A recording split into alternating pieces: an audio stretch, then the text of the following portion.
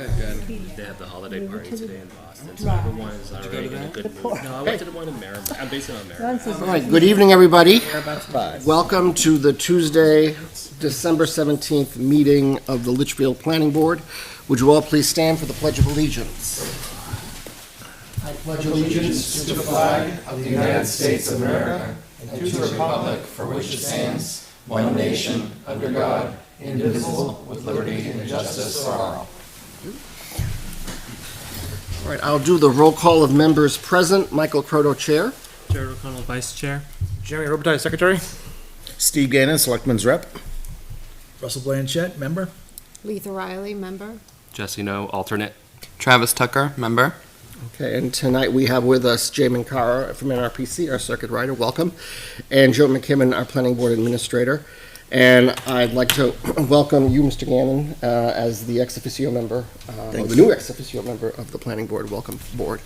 Yeah, due to the sudden departure of our full-time building inspector, the BOS appointed Kevin Lynch as the interim building inspector, and Kevin cannot serve on the planning board as well as hold a position as the building inspector. So Kevin and I swapped roles.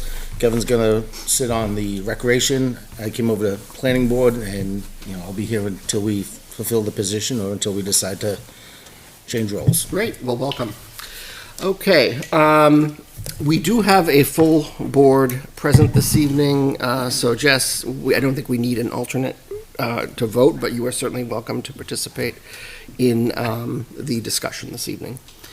The first item is public input on non-agenda items not listed on the agenda for this evening. Is there any members of the public that wish to comment on non-agenda items? Okay. Seeing none, I will close public input on non-agenda items. Number one this evening, we have a public hearing per RSA 675:7 for the Litchfield Capital Improvement Plan, covering the year 2025 to 2030. We're going to present a brief slide presentation to you this evening regarding that, and if there's any questions at the end, certainly welcome to hear from members of the public. Okay, so all right. So the Capital Improvement Committee has been meeting regularly this year and the last few months. Our committee is made up of various members of the town boards and the school board. So myself, as the planning board representative, is a voting member. Kimberly Queenan, who is the Board of Selectmen's representative, is a voting member. Peter Plansky from the school board is a representative. He is a voting member. We also have two citizens at large, Marion Colby, who is a citizens rep voting member, Pete Stone, who is also a citizens representative voting member. Brian Bork, who serves on the budget committee, is the representative for the budget committee. He is non-voting. We also have on that board Kim Kleiner, who's our town administrator. She is a non-voting member. Jamin Kara from NRPC has helped us with the improvement plan. He is also a non-voting member, and the business administrator for the Litchfield School District is a non-voting member. At the last meeting, I believe we did have the business administrator for the school and the new superintendent for the school here for that meeting. So, with that said, what is the vision statement for the capital improvement plan? Well, the capital improvement plan, or the planning committee, created a vision statement when it was first created. And it is basically, the intent of that is it's to be a blueprint for the next 6 years in terms of capital improvement projects. So this time around, we've been continuing on with the capital improvement plan as a living, breathing document. So we're going through the 2025 to the year 2030. So we're looking out to that period. We're looking for future growth of our town, its resources. The purpose is to prioritize the short and long-term economic development goals, the cost impacts, as well as offsetting revenue sources within the scope for CIP review. And what is taken into consideration in doing this is the town's future is considered by a number of things, including heritage preservation and community character, land use and growth management, preservation of natural resources, economic development, community services and facilities infrastructure needs, replacement and continuing maintenance of town assets. So really, the CIP's aim is to put forth a recommended list of capital projects across town and school district that protects the town's investments, as well as the tax impact, basically in a controlled manner. The CIP is basically fully transparent to the Litchfield residents. It welcomes feedback, seeks the Board of Selectmen's, the school boards, and the Budget Committee's approval of recommended warrant articles for the March and this year, 2025. And that'll begin to be actioned in a phased and fiscally responsible manner. The authority, legal authority for this board or the committee is the CIP statutory authority under RSA 674:5 and 6. Back in 2014, town voted in a warrant article to delegate the authority to the Board of Selectmen. That was basically formed at the direction of the the Capital Improvement Committee was formed at the direction of the Select Board for capital improvement planning, and was created to develop a master plan of key projects spanning both town and school. The plan looks at anticipated expenses from various departments, most of those exceeding $50,000. There have been situations where the library has brought proposals forward, and we've decided to bundle those proposals in some fashion. It's important that the document is simply a planning document. We are an advisory board, and within that plan will need to be voted by the respective boards, the Budget Committee, and the voters at town meeting each year. And that is basically, once it's brought before the Board of Selectmen, the Board of Selectmen will make the decision what they want to see for warrant. This does not accurately reflect the tax impact or actual funded projects at this stage. The capital improvement plan, as I said, it outlines the scheduled proposed capital improvement investments in land, buildings, and equipment over a period of at least 6 years. We consider it a living, breathing document, so as we go through each year, we basically add, subtract from the plan, and it's basically the function of that plan is to outline certain projects for land, buildings, and equipment. The committee decided only to focus up to 2023 and on ARPA funding this session. Projects are basically classified by need, urgency, and timing. So the CIP is based on information provided by the town's department heads, the boards, committees. Usually that's the Recreation Commission, Conservation Commission, and the library has also had input. And they would include information related to cost, need, and source of funds, and those would come before the Capital Improvement Committee, those proposals.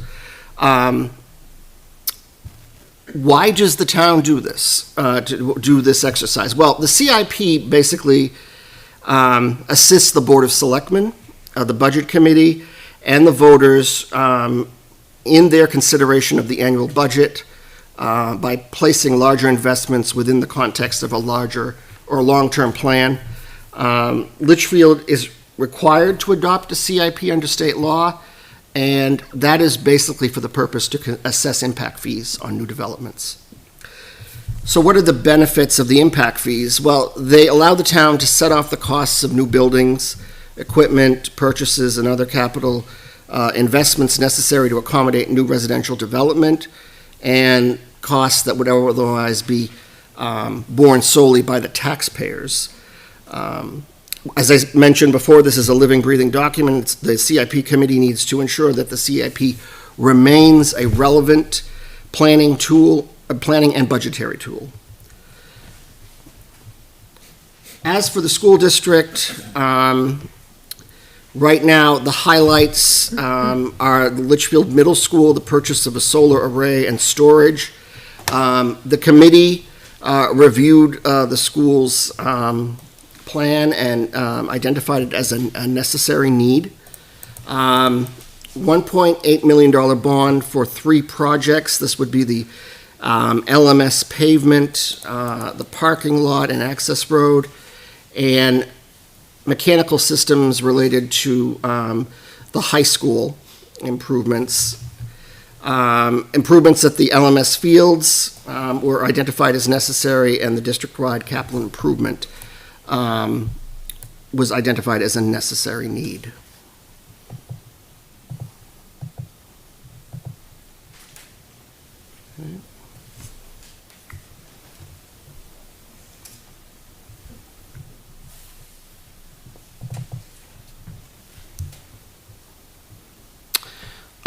So in terms of the school, we did mention, maybe I might have glossed over this, Griffin Memorial School. So the elementary school project remains a top priority. That has been rated urgent by the CIP committee. However, there may be additional research needed to determine whether a new elementary school or renovations of the existing GMS school should be pursued. State building aid is anticipated to partially offset the cost of that. There is a facilities improvement committee that the school has created that's looking into options for Griffin Memorial, and they will, I think they did a survey. They are reviewing those results, I guess, as we speak. So, not much to report there. On the town side, we'll look at the police department, the new police facility. This was a top priority amongst the CIP members. Basically, the plan for construction would be in 2025. The department has come before the CIP. They highlighted safety, space, and storage concerns within the current facility. Costs associated with the Phase 2 build-out would be as basically in addition to fire station. So you would have the fire station and the police department basically together. Cruiser replacement on annual schedule is also proposed. And you can see on the, up there, we have the potential costs over the 6-year term. So the new facility was regarded as urgent. Also urgent was the replacement of the 3 police cruisers in 2025, basically alternating between 1 and 2 each year after.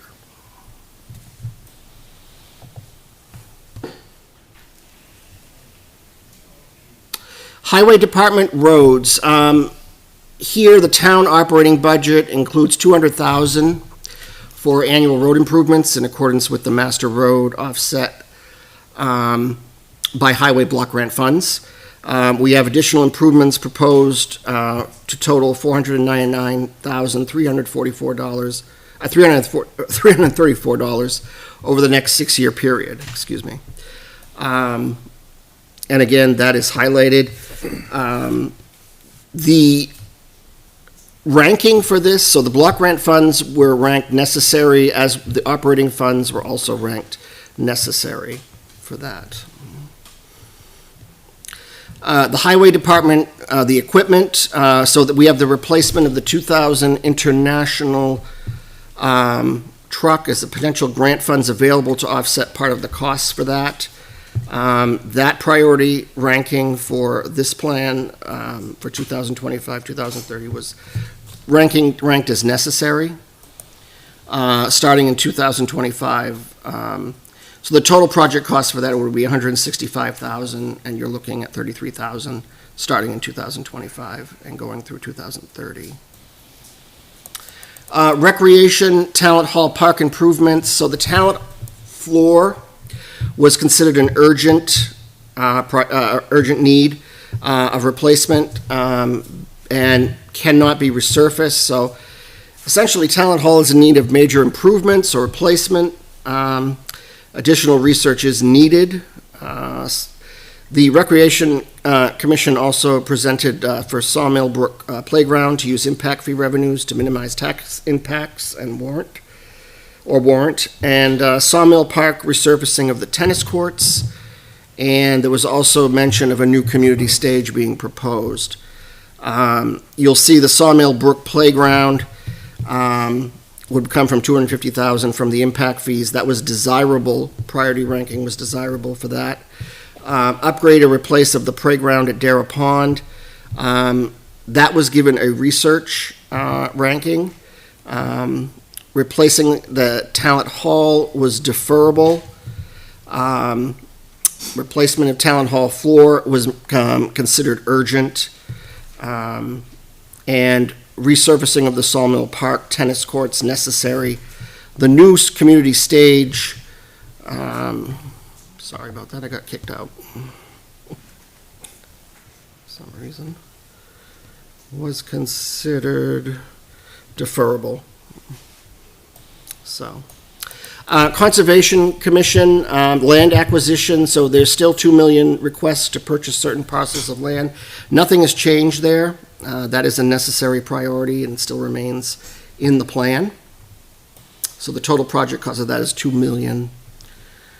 And that is everything for the, for capital improvement. Any questions from the public? Okay. So tonight, the purpose of this presentation is to bring it to public hearing. If we, I believe we were waiting, I don't know, because the school was supposed to review their survey results, my understanding. And if they had any issues, they were to present this evening. I don't think there's anyone here from the school this evening. So, given that this plan, the plan for the town has been adopted by the CIP. They voted to recommend it to public hearing. Tonight, if there's no issues regarding the school, I guess we can, as a board, we can have the ability, and if there's no questions from the public, vote to approve the capital improvement plan for 2025, 2030. And recommend adoption by the Board of Selectmen. Adoption to the Board of Selectmen so that they can review it. So, unless the board has any questions, I do have one question. go ahead. Under schools, looking at the LMS purchase of solar array and storage, it's listed as necessary. I thought we had committed to that already. Shouldn't that be a C instead of a D in the priority rank column?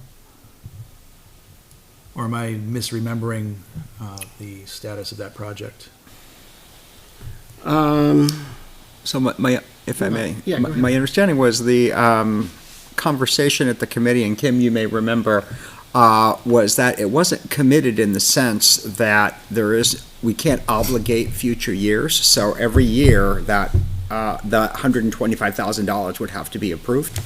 And so for that reason, it's not committed, because it's a choice as to whether or not to move forward each year, and also whether or not to actually purchase the array is a choice. There's no contractual commitment to do so. Okay, thank you. That helps. Appreciate that. Anything else? Does anyone want to make a motion at this time?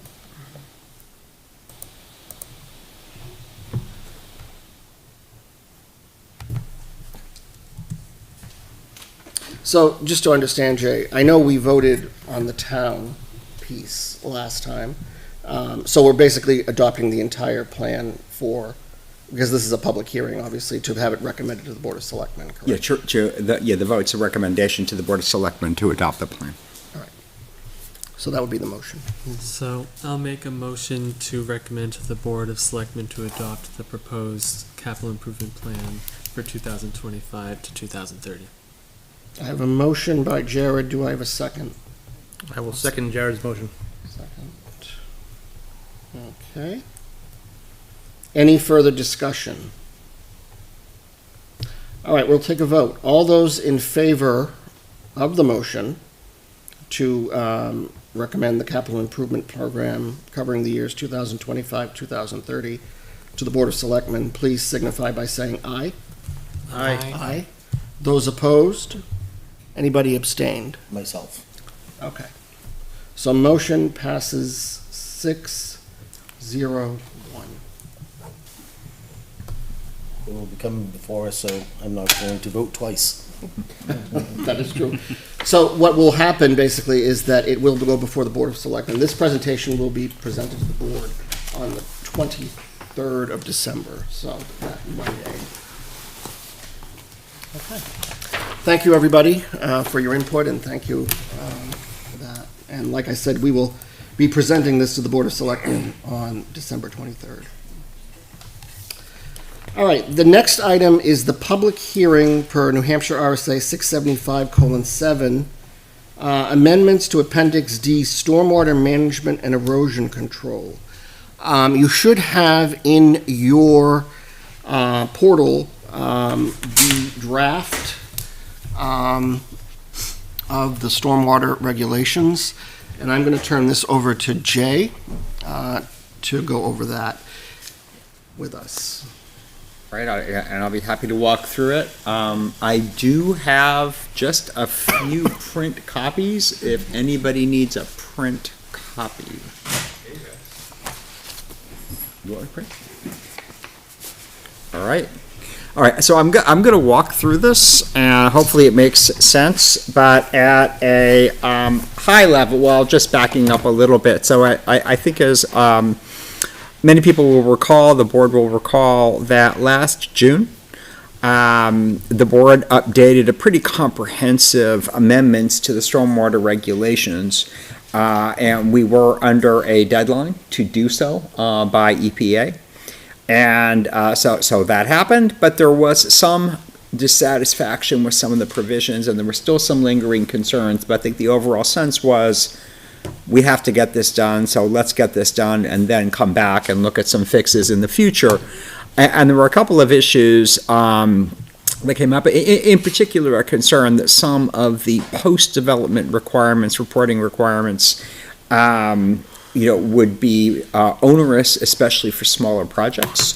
And there were some other provisions as well that, there was some concern. So the planning board has spent a few work sessions going through the regulations, and really what these do, I'm going to walk through it. I'm probably not going to touch on every single thing, but obviously we'll come back for any questions or comments. But the proposed regulations really do two things, well, I'd say three things primarily. So first of all, and this was one of the areas of concern, the way the regulations were adopted in June, it was really a two-tier approach. The stormwater management regulations that existed previously applied to any subdivision or site plan coming before the planning board that was disturbing 15,000 square feet or more. The MS4 requirements that we are required to adopt under EPA apply for any disturbance 1 acre or more. So in essence, we kept the requirements for 15,000 disturbance or more up to 1 acre and then 1 acre and beyond.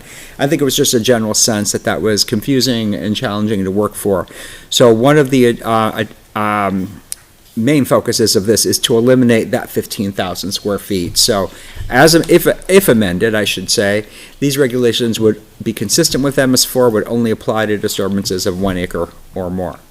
Secondly, there were provisions in here that were either redundant or are really covered elsewhere in the town's regulations, and having references in different places can become challenging and confusing, especially when things are amended. So there was an effort to remove those. And then finally, an effort to make the post-development reporting requirements a little less stringent. So that's the main thrust. So I'm not necessarily going to walk through all of the changes, but if you have a draft or are looking at the draft, not surprisingly, well, for one, first of all, obviously the changes are all shown in red, and language that's to be added is shown in bold. It's underlined, language to be removed is struck.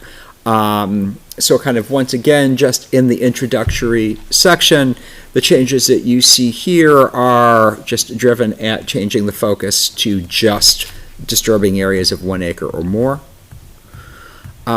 We did eliminate, so again, along the lines of what I was saying earlier, there's no point in defining things like abutter here. They're defined elsewhere in the regulations. So, and some changes generally to language.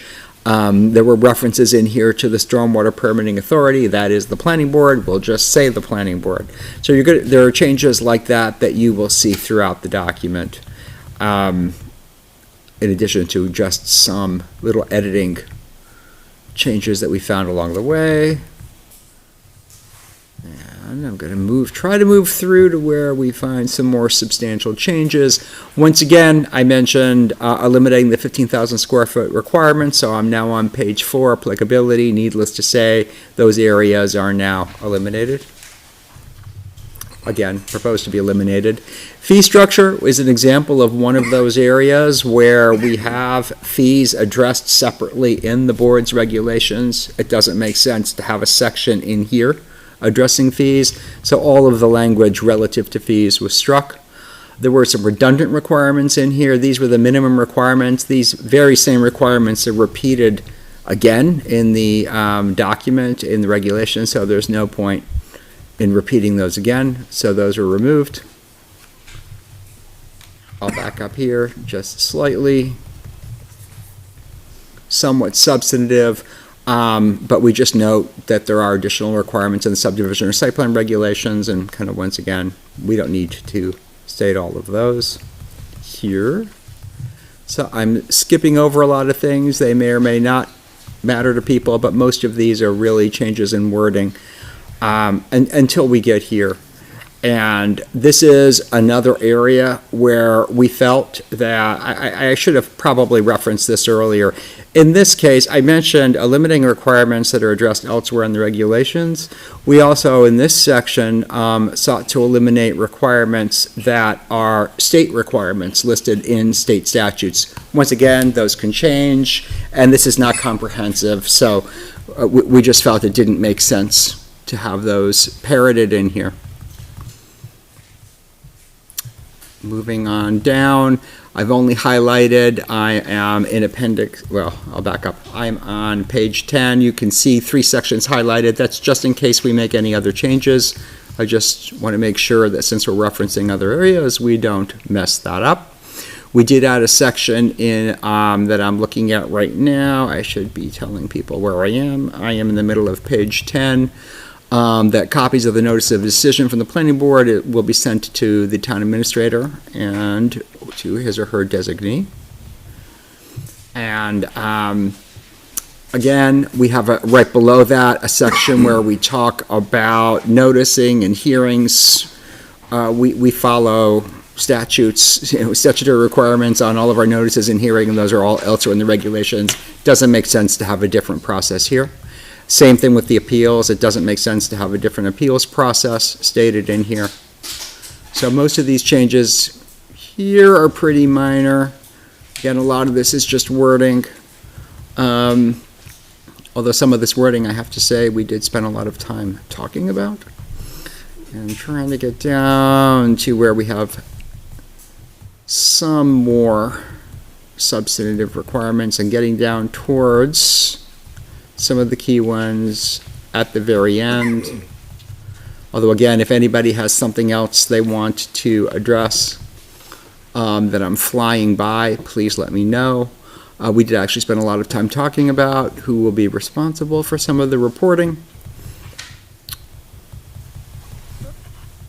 And I am flying through a lot of these changes, but really here is kind of one of the key changes that we made, and it's really pretty simple, but it was one area that there was some concern. When we talk about inspections that are required for these systems, this was one area where there was some concern that if you have to bring in a professional engineer, once again, that could be an onerous or burdensome requirement, especially for smaller projects. So the change is simply to add the phrase, or other qualified professional approved by the planning board. And we also note that the inspections may be performed by a qualified employee of the town of Litchfield. Previously, it had said shall. And then finally, final reports. And under final reports, previously, again, you had to have a professional engineer, prepare and submit those reports. And once again, it now says, or other qualified professional approved by the planning board. So that does give latitude to, again, particularly for those smaller projects. And then kind of once again, adding in references to make sure that once the planning board has certified completion of the project, that a copy of that is sent to the town administrator or to his or her designee.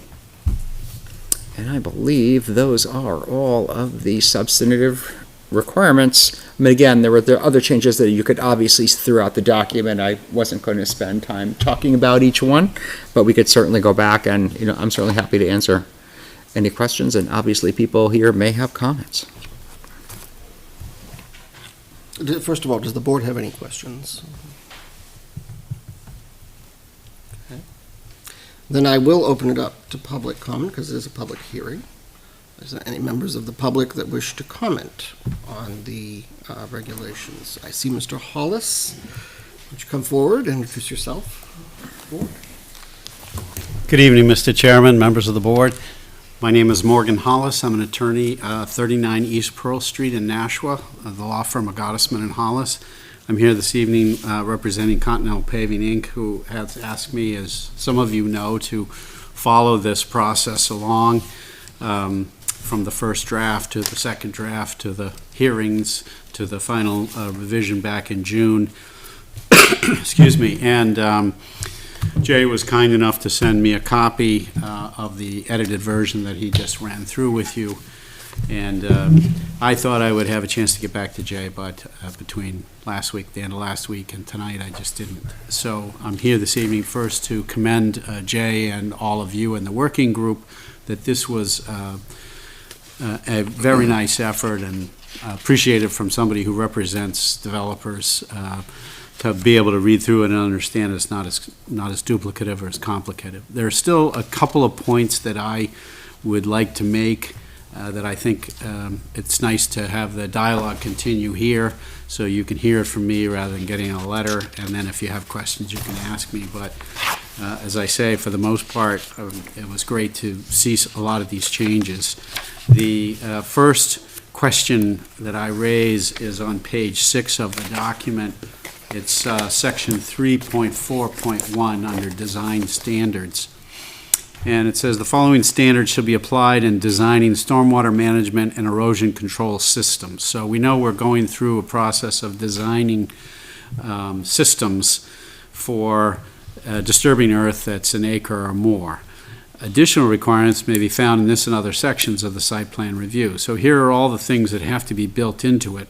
And the first one under A says, all measures in the plan shall meet the best management practices set forth in New Hampshire Stormwater Manual. We don't know what plan that is. So I believe maybe a better word would be all measures in the design, because you're required to design not only a plan, but a bunch of documentation that goes with a stormwater management plan. So we have a planning document, but we also have a plan as we know it, a sort of a site plan that may or may not be an actual site plan. It might be a stormwater management site plan. So that's my first comment, I guess, there. And then when you go to 3.5.1, the planning board shall require each of the following in the final plan unless the project is deemed of sufficient minimal impact to qualify for the minimum requirements specified in this regulation. I have two comments there. One, again, the use of the word plan might be better if it was the final application, because you're applying with a stormwater management detailed description, which carries all of the design standards in 3.4.1. And then you're also going to have a plan, which we're about to get to in what's called construction drawings. So it's really the application for a stormwater management permit rather than a final plan. And the second question I raise, and I don't know the answer to this, but it suggests that it's required to have all these except if the project is deemed of sufficient minimal impact to qualify for the minimum requirements. And it had referred back to section 3.3, which was removed. That was a sort of what I call the light version of requirements. And so therefore, I'm not sure what the minimum requirements might be. And so I would suggest Jay may want to look at that. And I don't know whether you want to import some of those or just leave it to the board to decide what those light requirements might be, what the minimum requirements might be. But that's my observation there. 3.5.2, stormwater management and erosion control. This is titled construction drawings. And I think what we want to do is make it pretty specific, that this would be the stormwater management plan, the plan drawing itself. I think a title there so that we're all clear, how many plans does the applicant have to make? There's a physical plan, there's a project plan, there's a project manual. I think we can be a little more specific. So again, all this can be lived with. It's just if someone comes to me and says, well, what do I have to do? Or an engineer calls me and says, well, what do you think we have to do? I'm trying to clarify it now before we get to that stage, and I come to you and say, what do you want to do?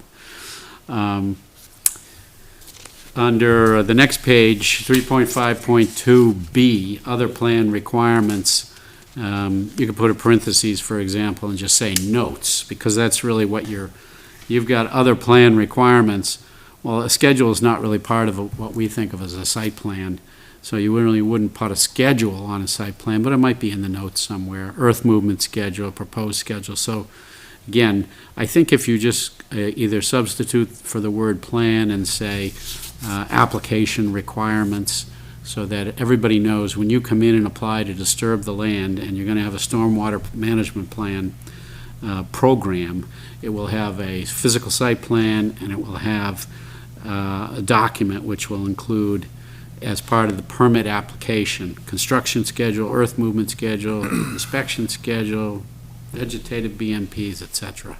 That's really more of what I would call an application package.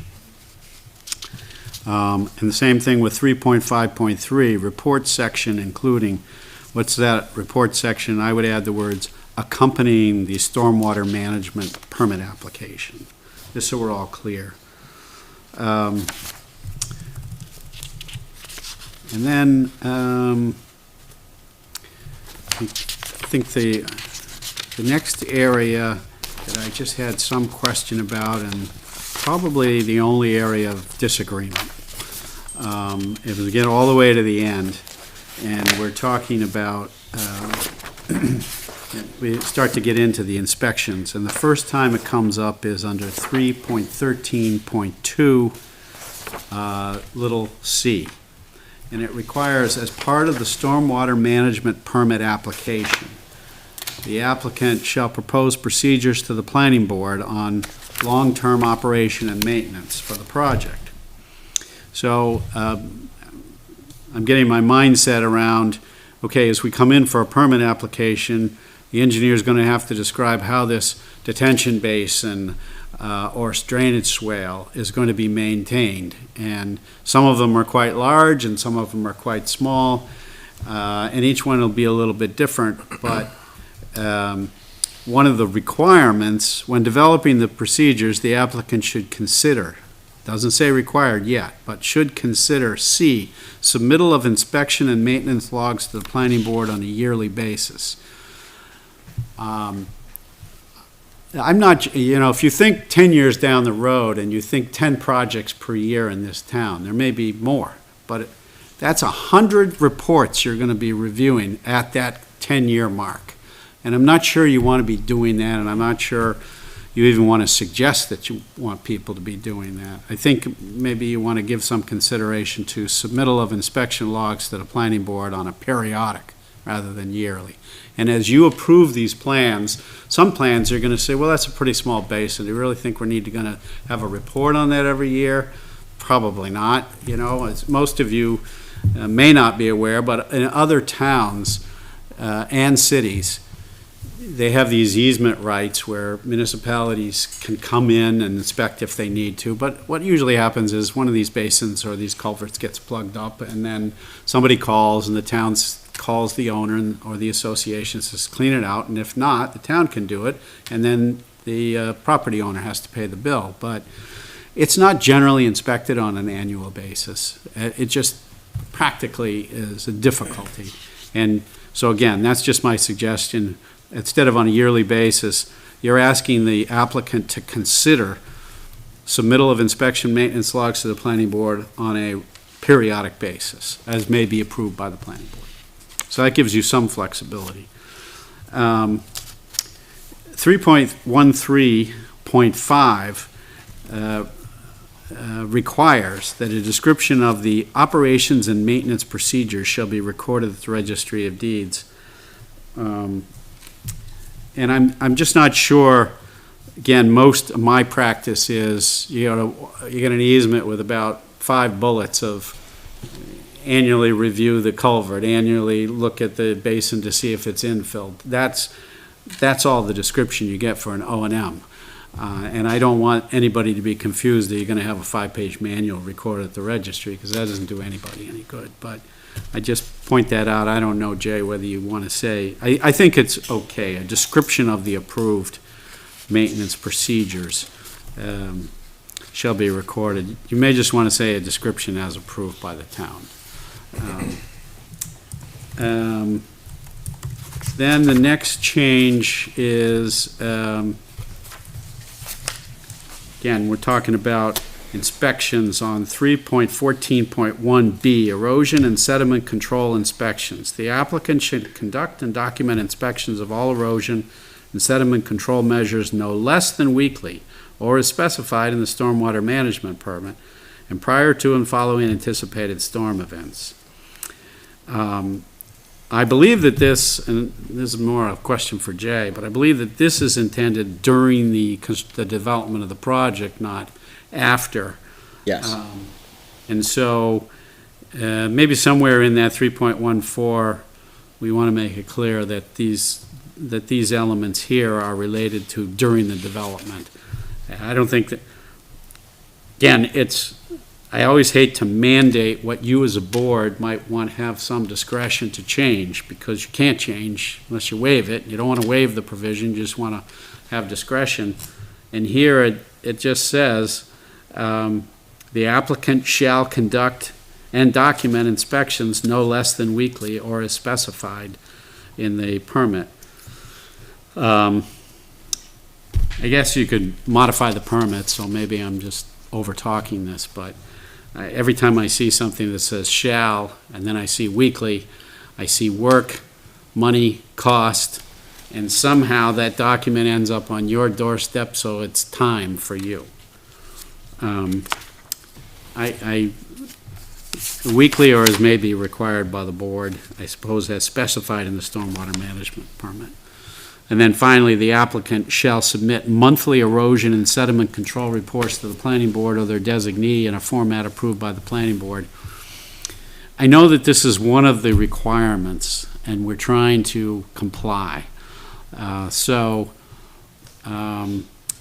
only way I could think to work around this was instead of submit monthly erosion sediment control reports to the planning board, you could say monthly or periodically as may be appropriate. I think that still complies, so that's just my suggested language. And that was it. I really, as I say, I thought it was great. I just kind of keep my eye peeled for mandated timeframes that's going to make your workload a nightmare in 5 or 10 years and make all of my clients say, what am I doing this for? I don't know if you're familiar, but when you file when you close on a piece of land, you file documents with the Department of Revenue Administration. And you have to disclose what you paid and what the taxes were. And I mean, it's a lot of paperwork, and it goes up there, and I don't know what they do with it because you can't find it again. And I always felt like, is it mandated for a reason? Let's get to the bottom line. And I think you have gotten to the bottom line, so I commend you for it. Thank you for the time. Thank you. Anybody else have any comments?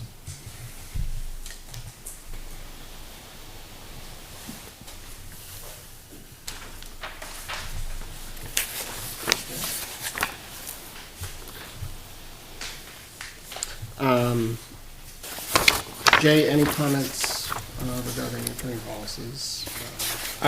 Yeah, I mean, I've just gone through, I've taken notes, hopefully I've captured everything. I think most of these recommendations, I think, are pretty straightforward. It makes sense to me. Changing things like plan to application is clearer.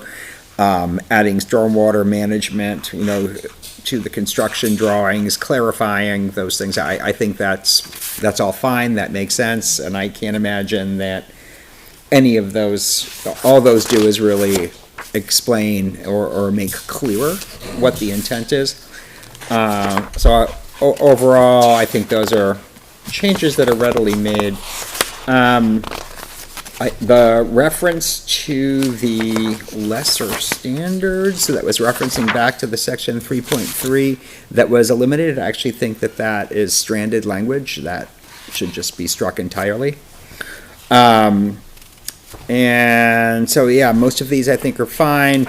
The one area where I would just want to make sure is, so the reporting requirements, I think are in here, and I agree. What are we going to do with all these reports? But again, and Kim, not to put you on the spot, but correct me if I'm wrong, I believe that the town has to report annually to EPA.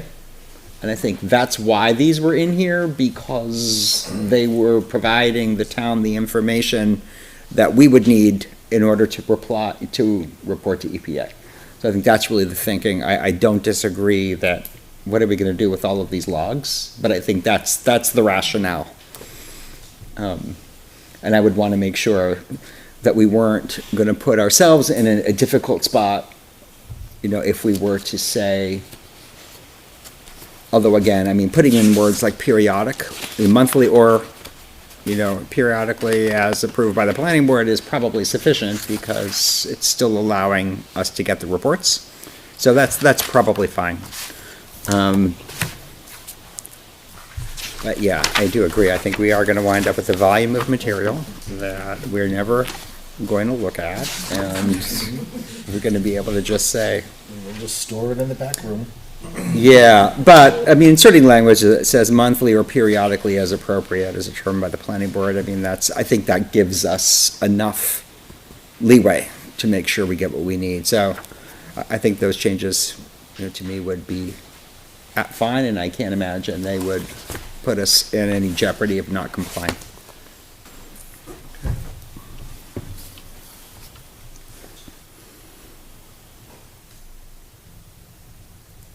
Ms. Kleiner, do you have anything that you want to add to that, or do you feel that would be sufficient? No, I agree with everything that Mr. Mangara said. Okay.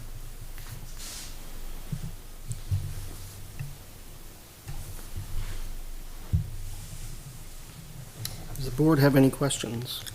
So I guess the next step would be to officially revise this document based on those suggestions, and then would we at that point bring this to another public hearing? So there's two courses you could take. One would be to, adopt the regulations as amended. The second alternative, if you're more comfortable, is get another revised draft, schedule another public hearing, which you could do tonight. So you could schedule another public hearing, or you could wait, see what that document looks like, have a chance to review it at a work session, and schedule a public hearing at some future date. It's really up to you, what you're most comfortable with. Yeah, we're not under any deadlines for this one, No. like the warrant articles, so We're not. I guess what does the board feel comfortable with? Or perhaps doing the revisions and having an opportunity to review those. And then, if we need to schedule it. Right, public yeah. hearing, we can So, do that. so we'll do that, and we'll bring it up That's at a just work session. suggestion. I Sure, don't, the board have any other suggestions? or Preference as well. happy to do that. I just had one question about 3.13.2, kind of that question about like the ambiguity when developing these procedures the applicant should consider. Do we want to leave it at that, or do we want to say the applicant should submit some combination of these as determined by the planning board? I just wasn't sure if we wanted to leave that kind of discretion, or if we wanted to kind of make it clear that these reports will be required and that they don't just have to consider that. Small thing, but just that was the only thing that I had left from his comments. I mean, it's definitely something to think about. It does say you shall propose the procedures, and then it lists things to think about. Could it be stronger? Perhaps.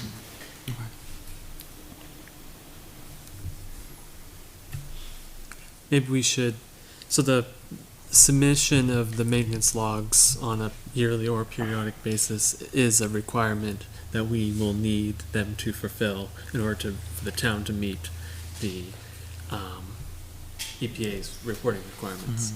So maybe we reword it to say that this plan has to include some sort of inspection and maintenance log.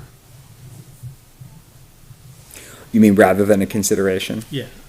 Specifically for the part that is required by For the C. EPA. Yeah. I could reword it to make that happen. And is it possible to categorize different types of events that need to be submitted based on like a failure of a component versus just it's doing what it's supposed to do, nothing else to report here? I thought about that, but I think leaving it discretionary probably makes sense in the regs, because I think some of those are going to be site specific. There may be systems on a parking lot where you feel that because of the need to regularly sand and salt, that you have to treat certain systems differently. Maybe those really do require annual, whereas there might be a treatment swale that doesn't. So I think it'd be hard to think about all the circumstances where one's going to be required versus another. Case by case. Yeah, I think we should probably have that So at discretion. the time of the application, you shall specify. Right. depending on the situation. Obviously with the input from the town engineer, and, there's just some drainage structures are just much more designed, and others are really kind of passive systems. So in the application, if they end up with something that does not fulfill what our engineer believes is sufficient, then we would give that feedback back to the applicant and expect a revised plan that includes a more detailed reporting. Yes, I would imagine it would work very much the way our engineering reviews do now with Lou Karen. He's going to review, prepare a letter, kind of say, these are the issues and concerns. They'll be back and forth, and there'll be amendments, and then a recommendation would be my assumption. Mr. Charbonneau. Rick Charbonneau, so just a simple comment. We're doing all these things, but everybody wants more affordable housing, and every inspection that you make happen costs money. So affordable housing is never gonna happen, but the more regulations that we keep adding on, the farther in the future affordable housing is gonna be.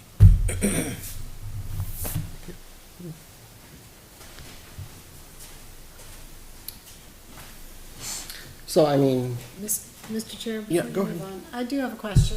At one point, Attorney Hollis mentioned, and I believe it was his last item, maybe another before, but he talked about the wording where you could possibly word it as or appropriate.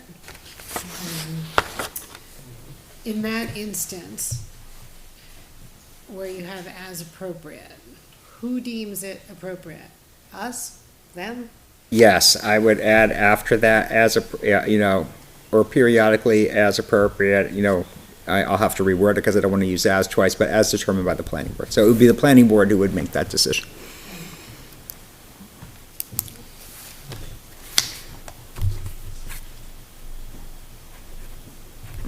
So would we want to set a time and date certain for the next review on this? Like, we don't have to do it now, but what would the board want to do for this?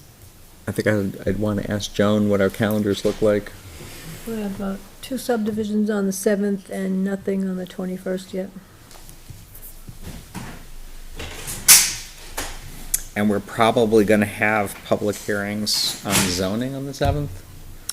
Correct. So we'd probably want to put it up to the second meeting. Would we want to determine that now, or would we want to determine that during our first meeting based on what is coming up? If it's just a work session, then we wouldn't have to determine it now. We'll just schedule it. And then at that point, everybody would have a chance to take a look at it. And then if you're comfortable with the language, then we could schedule a public hearing at that point. Okay. Sounds good. So I'll make revisions and I'll get it out to everybody. Get them out. Okay, very good. Okay, thank you. All right, moving on to number 3 on the agenda. We have tonight the Heritage Commission to present changes to proposed historic district ordinance discussed on October 29th, 2024. Do we have the folks from the Heritage Commission here this evening? I think they are in the audience. I see them. You guys want to come to the table? Sure. Okay. And again, these documents, I believe, should be in the planning board's portal. I did see them. Stephen Callaway, 168 Charles Bancroft Highway. Chairman of the Heritage Commission, Marion Colby, is ill tonight, so I am here in her place.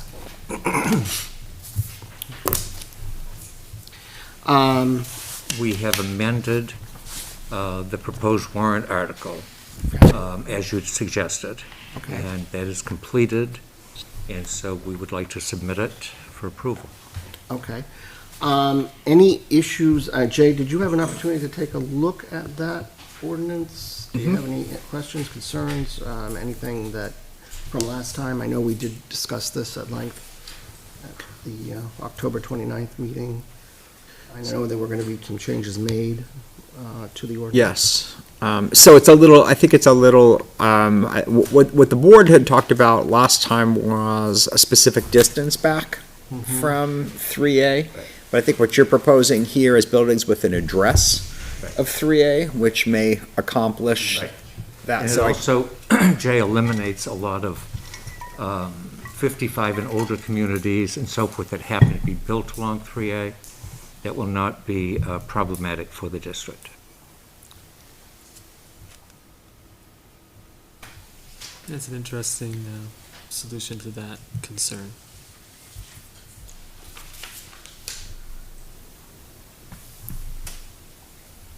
In a meeting that you weren't here for, there were some concerns brought up by developers regarding like the legal aspects of when someone has to go on the property. Excuse me? I don't remember exactly, but it was like legal concerns regarding if someone has to maybe enforce or inspect going on a property. Well, that's the business of the Heritage Commission.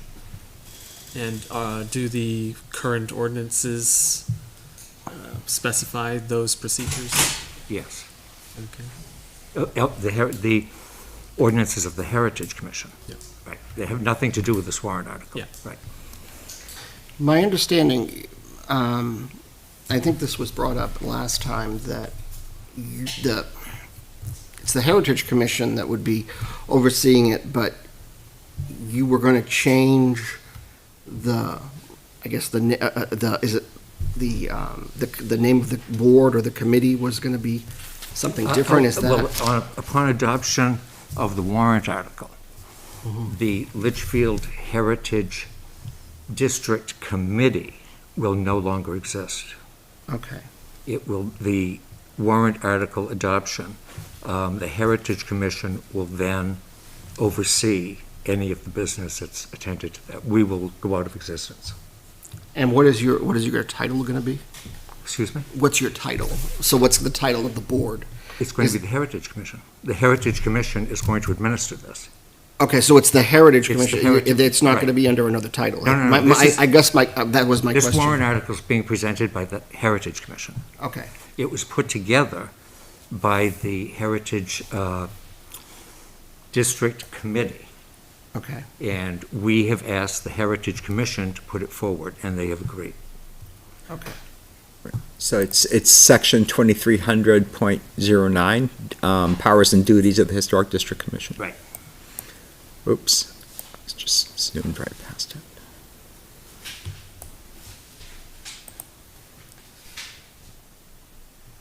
So it's going to be the Historic District Commission. It's not going to be the Heritage Commission? Is that what I'm? No. No, going it to be says, the so, Heritage Commission. right, in the body, it says, "The Litchfield Heritage Commission shall be responsible for administrating the ordinances and regulations within the historic district as provided in RSA 676." So there's no change in the title of the board? No. Okay. No. I just Stays wanted to the same. clarify that, because I thought there was a discussion about that last time, that you wouldn't be the Heritage Commission Oh, anymore. no. The Heritage Commission It's will going to be the administer Heritage this. Commission. Okay. Yeah, so this is like the exploratory committee will be dissolved, and the Heritage Right. Commission will be responsible for Okay. enforcement.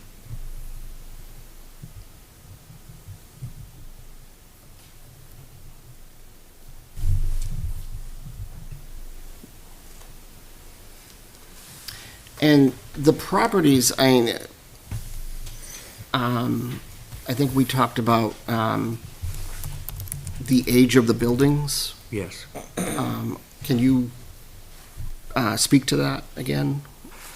Well, within a historic district, Mike, all buildings within that district lie within the historic district. And so any house that's in the district would fall under that umbrella. And if someone wished to demolish a building and so forth, they go through the same procedures they do now.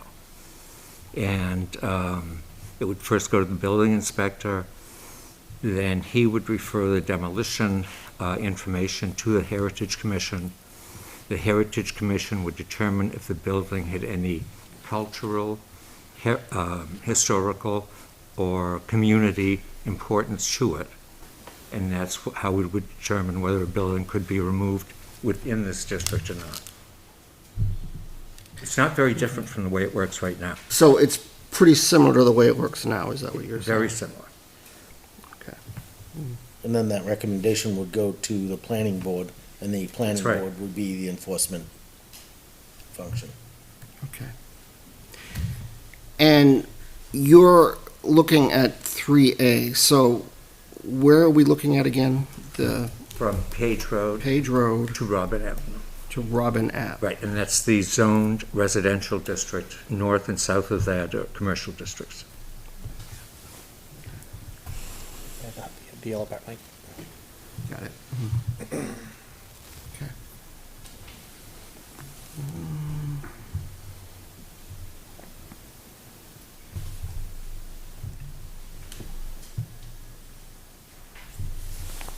I know we've asked this before, but do you have an idea of how many houses will fall into this parameter? Well, all of the houses in that district with an Yeah. address on Route 3A would fall within the perimeter. But I thought it was with a specific age. Not within a historic district, because, you know, you may have in a historic district, you may have a house, a beautiful mid-century example of architecture, and that would be something we'd be interested in saving. So, a couple of meetings ago, I answered that question. there are 2.7 miles worth of roadway that this affects. But in my book, it's 5.4 miles because you got houses on the side. Yep. Front. And if memory serves, forgive me, I might be off, I counted 118 parcels, Okay. many of which were what I would consider to be substantially improved. And by that I mean, you know, something other than a shed.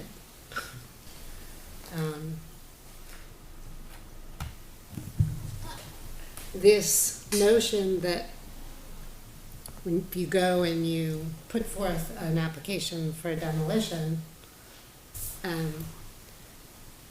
it gets, as I understand it, would get reviewed and could be approved or denied based on the age, its historical significance, concerned me, which was why I asked the question at that time, why can't we have an inventory of everything that the Heritage Commission deems historically significant?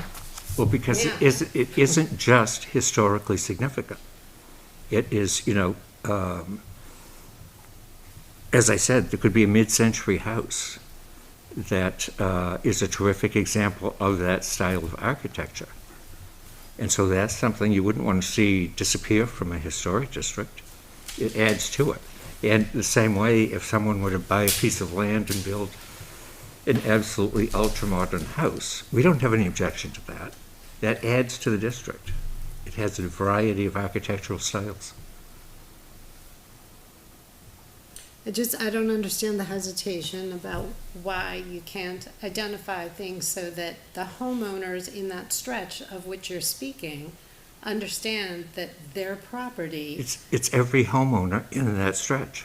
Okay. So A basically, particular homeowner. you're imposing or denying a property right on those folks, is effectively what you're doing. Well, we're establishing a historic district, and that's the purpose of a historic district, is to try to maintain the character of that district. And we had a survey in the town this year. Overwhelmingly, the respondents said they wanted Route 3A to stay the same. And wasn't it a huge, overwhelming response that you received on that, Jay? To the Economic Development Committee survey, Yeah. yes, there was a huge response, yes. And so that spurred us to move forward and try to get this done. So, yeah, I Again, guess- I'm not making any secret of the fact that you're still imposing on someone's property rights and Well, what they can do with their any property. historic district does that. I mean, Yes. that's the nature of a historic And if you district. purchased your property with that idea in the first place, you would have your eyes wide open. Well, when you bought it. anyone who's in the district has the right to vote for or against it. That's how they can express themselves. Yes, but as I said a few weeks ago, they only get one vote and the rest of the town gets one vote, so, Well, that's so the they're way- outnumbered. But that's the way voting is. Yes, it is. There's nothing you can do about that. Yes. In my travels and in the places I've lived, that historic districts are primarily in places where there are already homes or other official sites that are protected in a legal capacity, like a historic register or Well, something. there are 5 buildings right now within this parcel of land from Page to Robin Avenue that are on the historic register. Great. That's awesome. But they're not all of them, correct? We are never going to have all of them on a historic No. register. So, okay. So yeah, I guess we'll leave it up to the voters to decide if they want to adopt that. So, one, is it possible during subdivisions that parcels that already have a building, if they put in a new road, could end up with an address that is no longer on Charles Bancroft Highway, Yes. which theoretically could be used to get around this if it's designed that way? Because that house is no longer. Here's a house. You would find it historically significant. The developer doesn't want you to block But the they demolition. I would suspect that legally, if this warrant article is adopted, and all the residences that are there that have an address on Charles Bancroft Highway will fall under this. Whether they later change their address or not, I don't think it's an issue. Would that hold up legally? Because It's an we need expensive to workaround. Well, Buy a it's- property that you want to knock down a building on, Well- build a road through that property to change the address of the building. Well, generally speaking, That's this a is stretch. well, the situation where this would apply to is when they're already planning on subdividing it. Because when you're planning on subdividing it You're is gonna when punch you the would, road in anyway. that's when you would want to demolish it, most likely. Right. Is when this old house is kind of in the way of a new subdivision. So we can could have that. If that were the situation, and you wanted to demolish the property, you'd go ahead and pursue a demolition permit as you would today. And we don't want anyone to think that there are not buildings in that zone from Page Road to Robin Avenue that we would not intervene to try to save. We know that there are buildings there that don't meet any of the criteria that we have for something to save. So my concern is just how legally strong this is, because like I can imagine a very craftful developer who wants to put a nice subdivision in may subdivide it, leave the house, give it a new address, then That would have to put come the- before the planning board. Yeah, the planning board would catch that. You guys know what everybody's up to. We trust you. Like, what if their original plan is to save the building, and then it doesn't, and then they later on believe it is no longer Well, it worth would still, go through the regular route of demolition application, review before the Heritage Commission, and then to the planning board. Yeah, but then it has a new address. So would this ordinance still apply, or would it only have the prior? Well, I don't think that demolition? you could buy a piece of property and try to skirt the zoning ordinance, because this is a zoning ordinance, to try to gain the ability to demolish something. And as we've said, we don't have any problem at all with development. Someone can buy for example, the DeRocha Farm. If the Conservation Commission hadn't bought that, and if they wanted to develop the property, so be it. All we're saying is don't knock down the old structures on the property, because they are landmarks in the town, and that's what the people have expressed an interest in saving. This is a very non-restrictive historic district. Generally, historic districts have extreme restrictions. This has none. People can continue to do whatever they want to their homes, to improve them, and so forth, and we are not going to interfere with that. But I'm sorry, but I have to counter that point, because you say it doesn't affect someone, but let's say I live on Charles Bancroft, and let's say I want to leave the home to my children. And, I pass and they decide that, you know what, this house is really too big for us. It's not economically feasible for us to maintain it. And they say, well, we have the land, we'll build a new house on it with a smaller footprint, we'll get permission to do so and get permission to demolish Mom's house. And they may And very then the well. Heritage Commission, let's say, hypothetically comes in and says, oh, but that home is, historically significant, the architecture is such that, we'd really prefer that you keep it here, and it's lovely, no doubt. But the kids are like, well, that's great, but it's my house and I want to tear it down. So. Well, if it's in the historic district, that's a problem. But if Well, it's not this is in the what I'm historic, talking about. We're in the historic district. that's the reason for a historic district. Try to save these old structures. But I'm arguing that if you impose this historic district on an area where people already live. Right.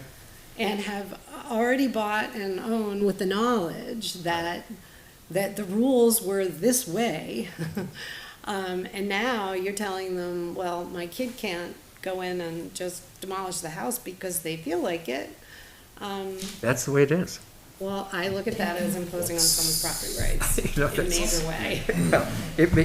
I think you're a free stater, from the sounds of things. There are rules and regulations to everything. Well, I'm let her arguing the points let her that you're finish. arguing. We're going to open it up to public comment. I understand people have some public comment, but we're going to do this in an orderly fashion, so.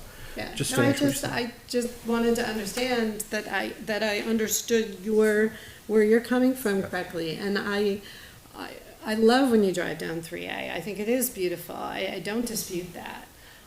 There was a home recently in Marblehead, Massachusetts. I realize it's a different state, but still, the point remains that the family wanted to tear it down. People involved wanted to keep it. Some wealthy donors stepped in and said, "Well, hey, if you can, we'll give you $1 million to save this thing and maintain it." And they just decided, but it wasn't enough. It's some of these older properties just require a lot to maintain, and I would hate for any homeowner in that 5.4 miles, to have that burden placed on them, unduly so. I mean, I couldn't in good conscience put that burden on them, even though I don't live there. Despite Well, the fact it that is, I'd like to go up it is, 3A it and is look what at the it. town has expressed they'd like to see happen. And we're gonna put it to the voters, and the voters say, this is what we want, well, that's the way it is. That's democracy. Okay, is anything else that you want to say regarding the ordinance before I turn it over to public Kim, has comment? our legal had a chance to review this? It's currently with our legal counsel. So I'm going to open it up to public comment, and I know Ms. Kleiner, I'm going to ask Ms. Kleiner first. Mr. Charbonneau, I know you want to speak, but Ms. Kleiner did have her hand raised, so I'm going to give her first dibs, and then I'll let you speak, okay?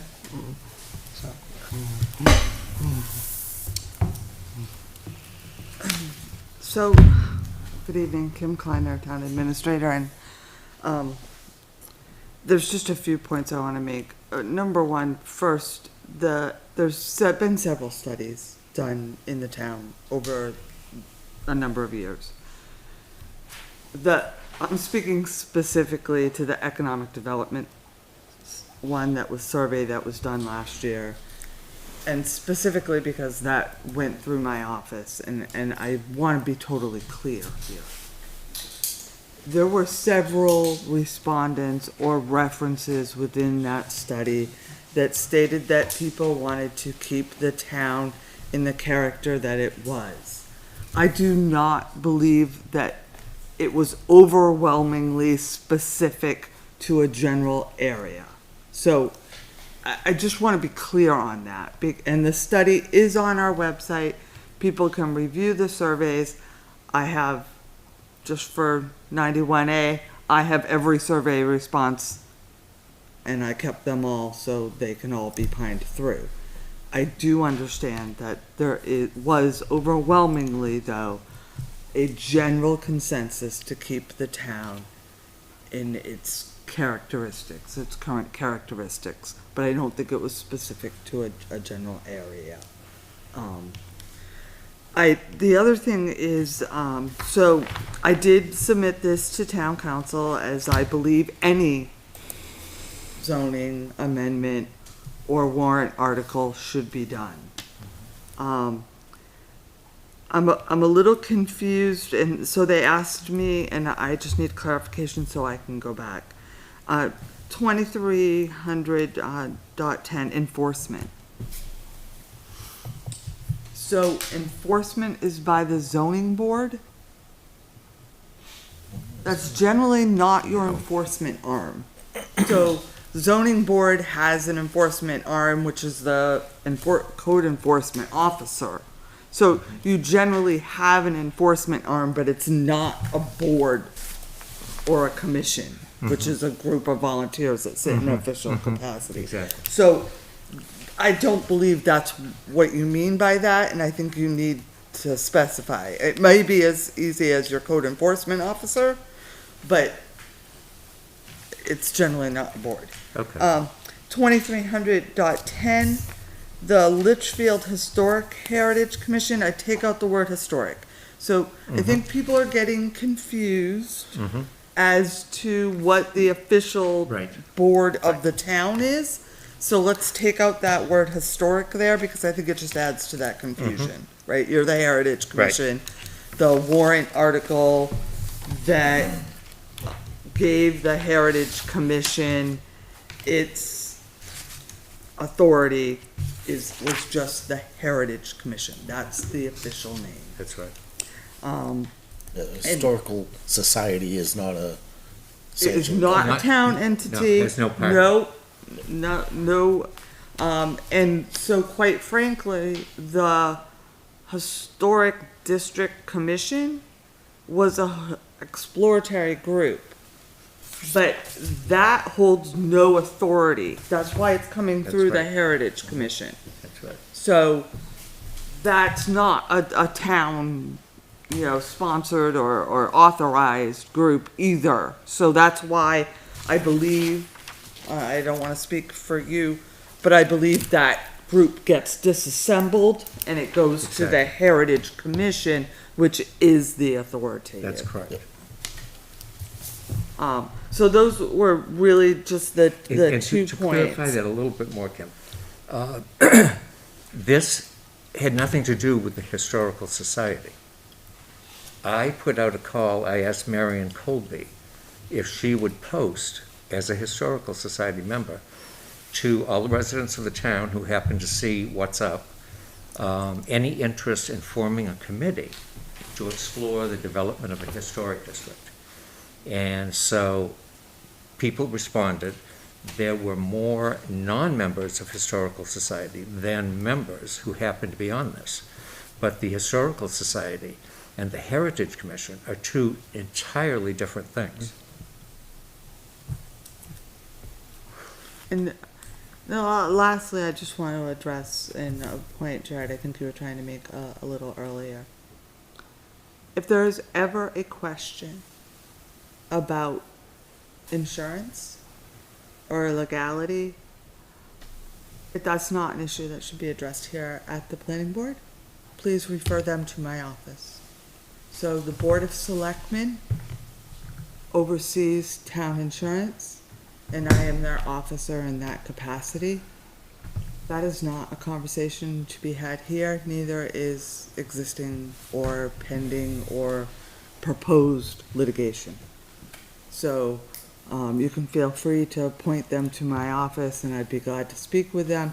And if any board member ever has a question as to whether an activity that you are performing is covered, please feel free to reach out to me.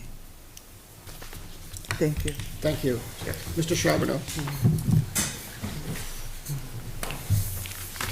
Charbonneau, 401 Charles Bancroft Highway.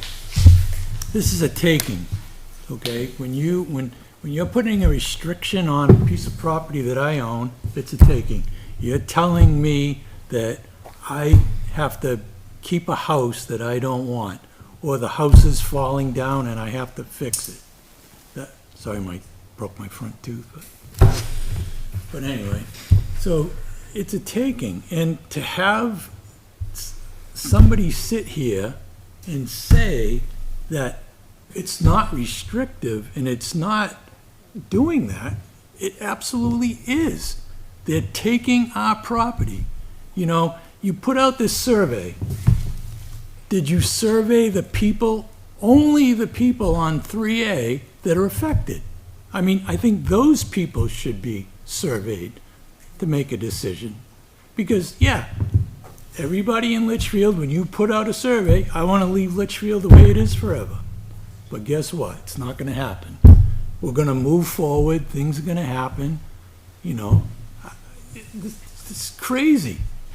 If you want to pick a specific house, if you want to pick the old brick house, pick the old brick house. If you want to pick something that's old, pick it.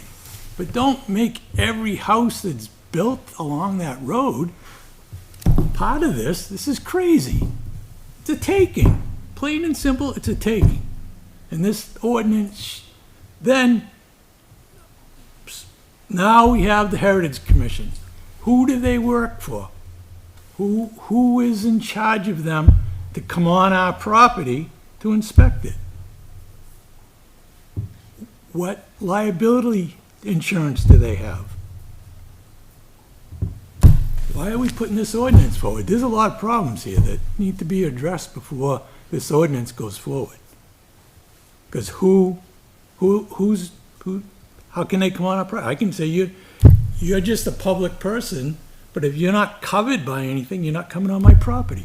So where are we at? We're at a deadline. Those issues are to be discussed before the Heritage Commission, I would say, not here with a warrant article. Well, yeah, it's to be discussed right here, because you guys are the ones, the planning board's putting it forward, no one else.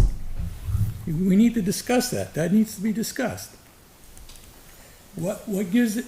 I think what Kim Kleiner just said. No. There are no issues of town insurance to be discussed here. I'm asking the question.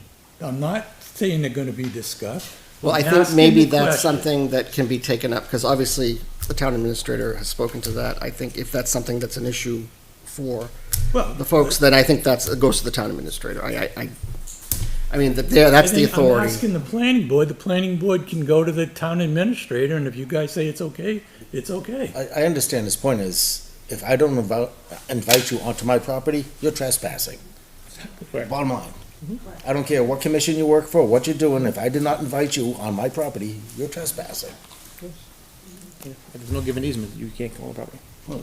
But if the planning board has a right to come on our property. Correct. But they notify you too. or They have to give a notify us, specific and they have a reason, right to come on our property.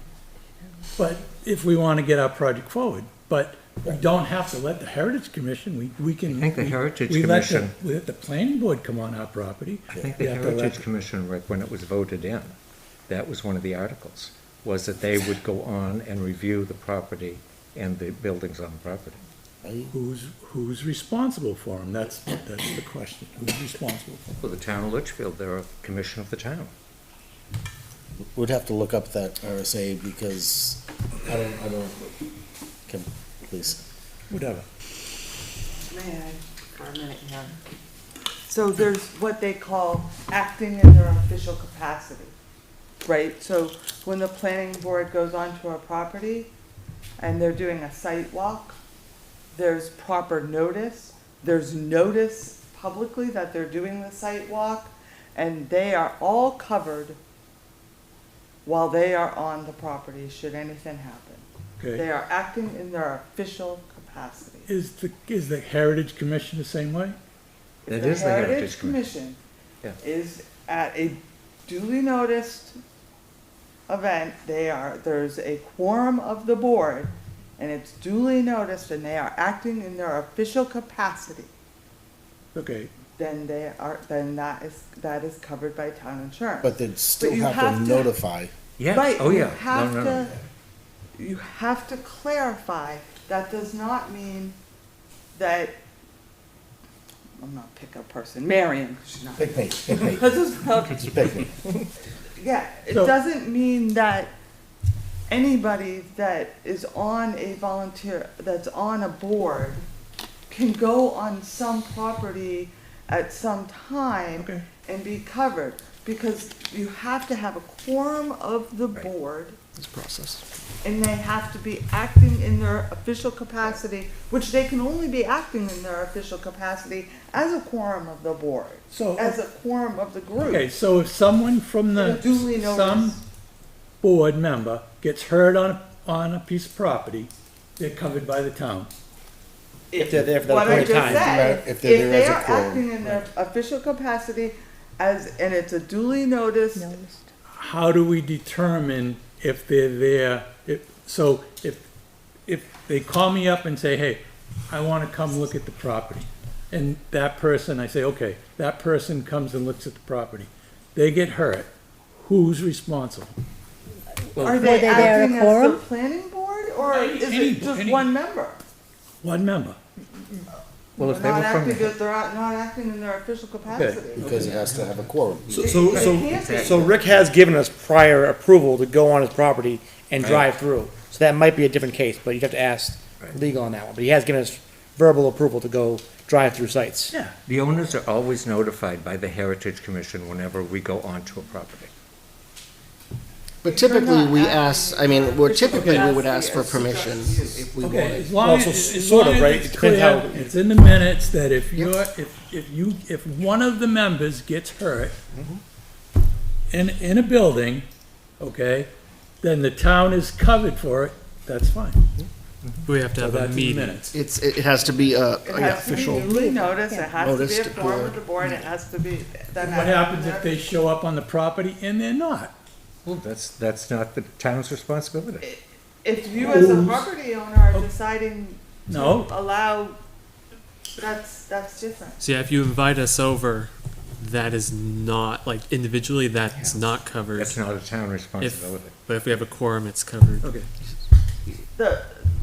They act as, in their official capacity as a quorum. Okay. And so, you know, Steve as a selectman can't make a decision on his own. No, I He understand has to that. have I a understand a quorum of the board. Okay. So, Going back, this is still a taking. Really need to do a survey of the people that are affected to see if they're for it, because the whole town May not understand truly Doesn't what this, understand that you're the impact it affected. has. Well, I think when people understand what the impact of this is, they will be in favor of it. Because it's not really restricting it. But that's what the voters for. Yeah, oh. You know, we put it before the voters, and if they're in favor of But it. you're coming to this board this evening to ask us to put it forward. Well, the So- Heritage is Commission putting it forward, we're just asking you to give your approval. Exactly, you're, And if you don't give your approval, that's the way it goes. exactly. But we'd So like then- your approval.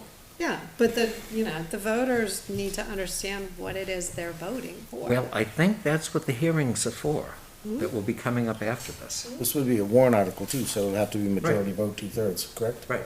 No, not No. two-thirds. No, Well, no. I'll come back to that, but Okay. No, It's a- but we will have hearings after this. And, you know, the public will be invited to come and ask questions and so forth, and they'll be able to determine whether they think this is a good idea or a bad idea, and they'll vote accordingly. Michael. Yeah, I'm sorry, Jay. so just to make sure we're clear procedurally, so the action of the board, if the board wishes to take action, isn't to approve, it would be whether or not to recommend this for a public hearing. If the board wishes to recommend it for a public hearing, then presumably we'll do that at our first meeting in January. The board may or may not want to have a second public hearing. Obviously, for this to get approved, it would be in fact voted on it at town meeting.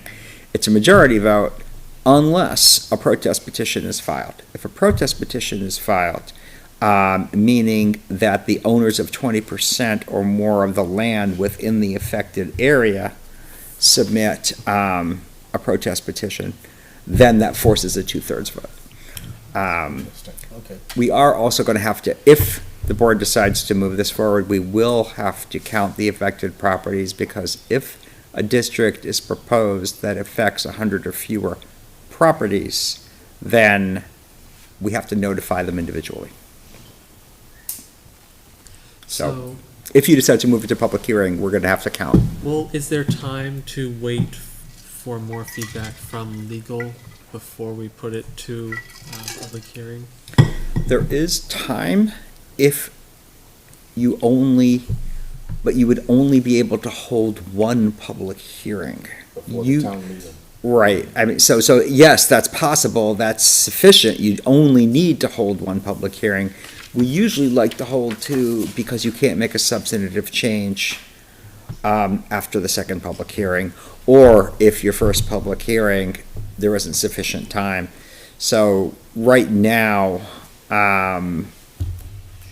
the two meetings that we have in January, doesn't mean you can't hold special meetings, but still, we've got a timing issue. We may not, I guess I would say, if we don't send it to first public hearing for the first meeting in in January, we probably would not have time to hold 2 public hearings. You could still hold one, but it's just a risk that you can't make a substantive change. So if we put it towards public hearing for the first meeting in January, and in that time frame we have proposed changes that legal may bring up, the public hearing will officially be on the originally posted version without the changes from legal, and then at that day we'd have to recognize which changes legal needs us to make, and then we'd have to set that for the second public hearing. And at that point, if there are more changes required, we'll either need to hold a special meeting or we will miss our deadline. That's right. And that could be changes recommended by legal or anyone else. Yep. So you can make substantive changes at that point. But that's right, we would post, you would be posting the language that you have now, unless there's a correction that you wanted to make tonight, then you could approve it as amended. Not approve it, you could vote to recommend, send it to first public hearing as amended. But yeah, otherwise it's gonna be what it is, and then you take testimony, anything that comes in. But again, we would want to, in short order, count those properties, because we may have to notify individually. If you say it's 113, that's getting us close, so.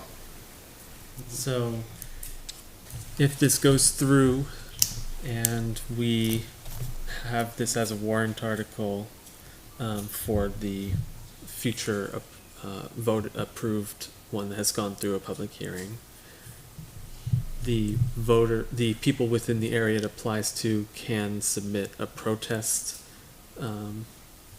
A protest petition, they could. Petition that just bumps up the requirement for the percentage Yes. of voters. Yes, doesn't mean they will, but they could. They could, yes. Yeah, I'd be very interested to hear the survey results for the people in that area rather than townwide, because yeah, obviously this only applies to them. But I think it makes sense to submit it to legal, just for their review. I think it's already happened. Yeah. yeah, and I think we've discussed earlier, but I just want to bring it up again. The part of the definition of demolition is intentional failure to maintain a building. Which section is that? That is 05A, demolition. Definitions. 05A. I'll read it. Demolition, the raising, destruction, removal, or relocation entirely or insignificant part, and including its facade, of a building, structure, or other resource. Demolition also includes the intentional failure to maintain a building or structure to the point where it's unsafe or unfit for occupants. So in those situations, we just observing a property, people are not allowed to go on those properties without explicit permission from the landowners. And would we, if from afar, from the road where it's legal to observe the property, if someone on, let's say, the Heritage Commission believes that they are failing to maintain the property, would there have to be then a process where there's a public hearing held or something like that, in which the board votes to have a site walk? Because then you'd have to get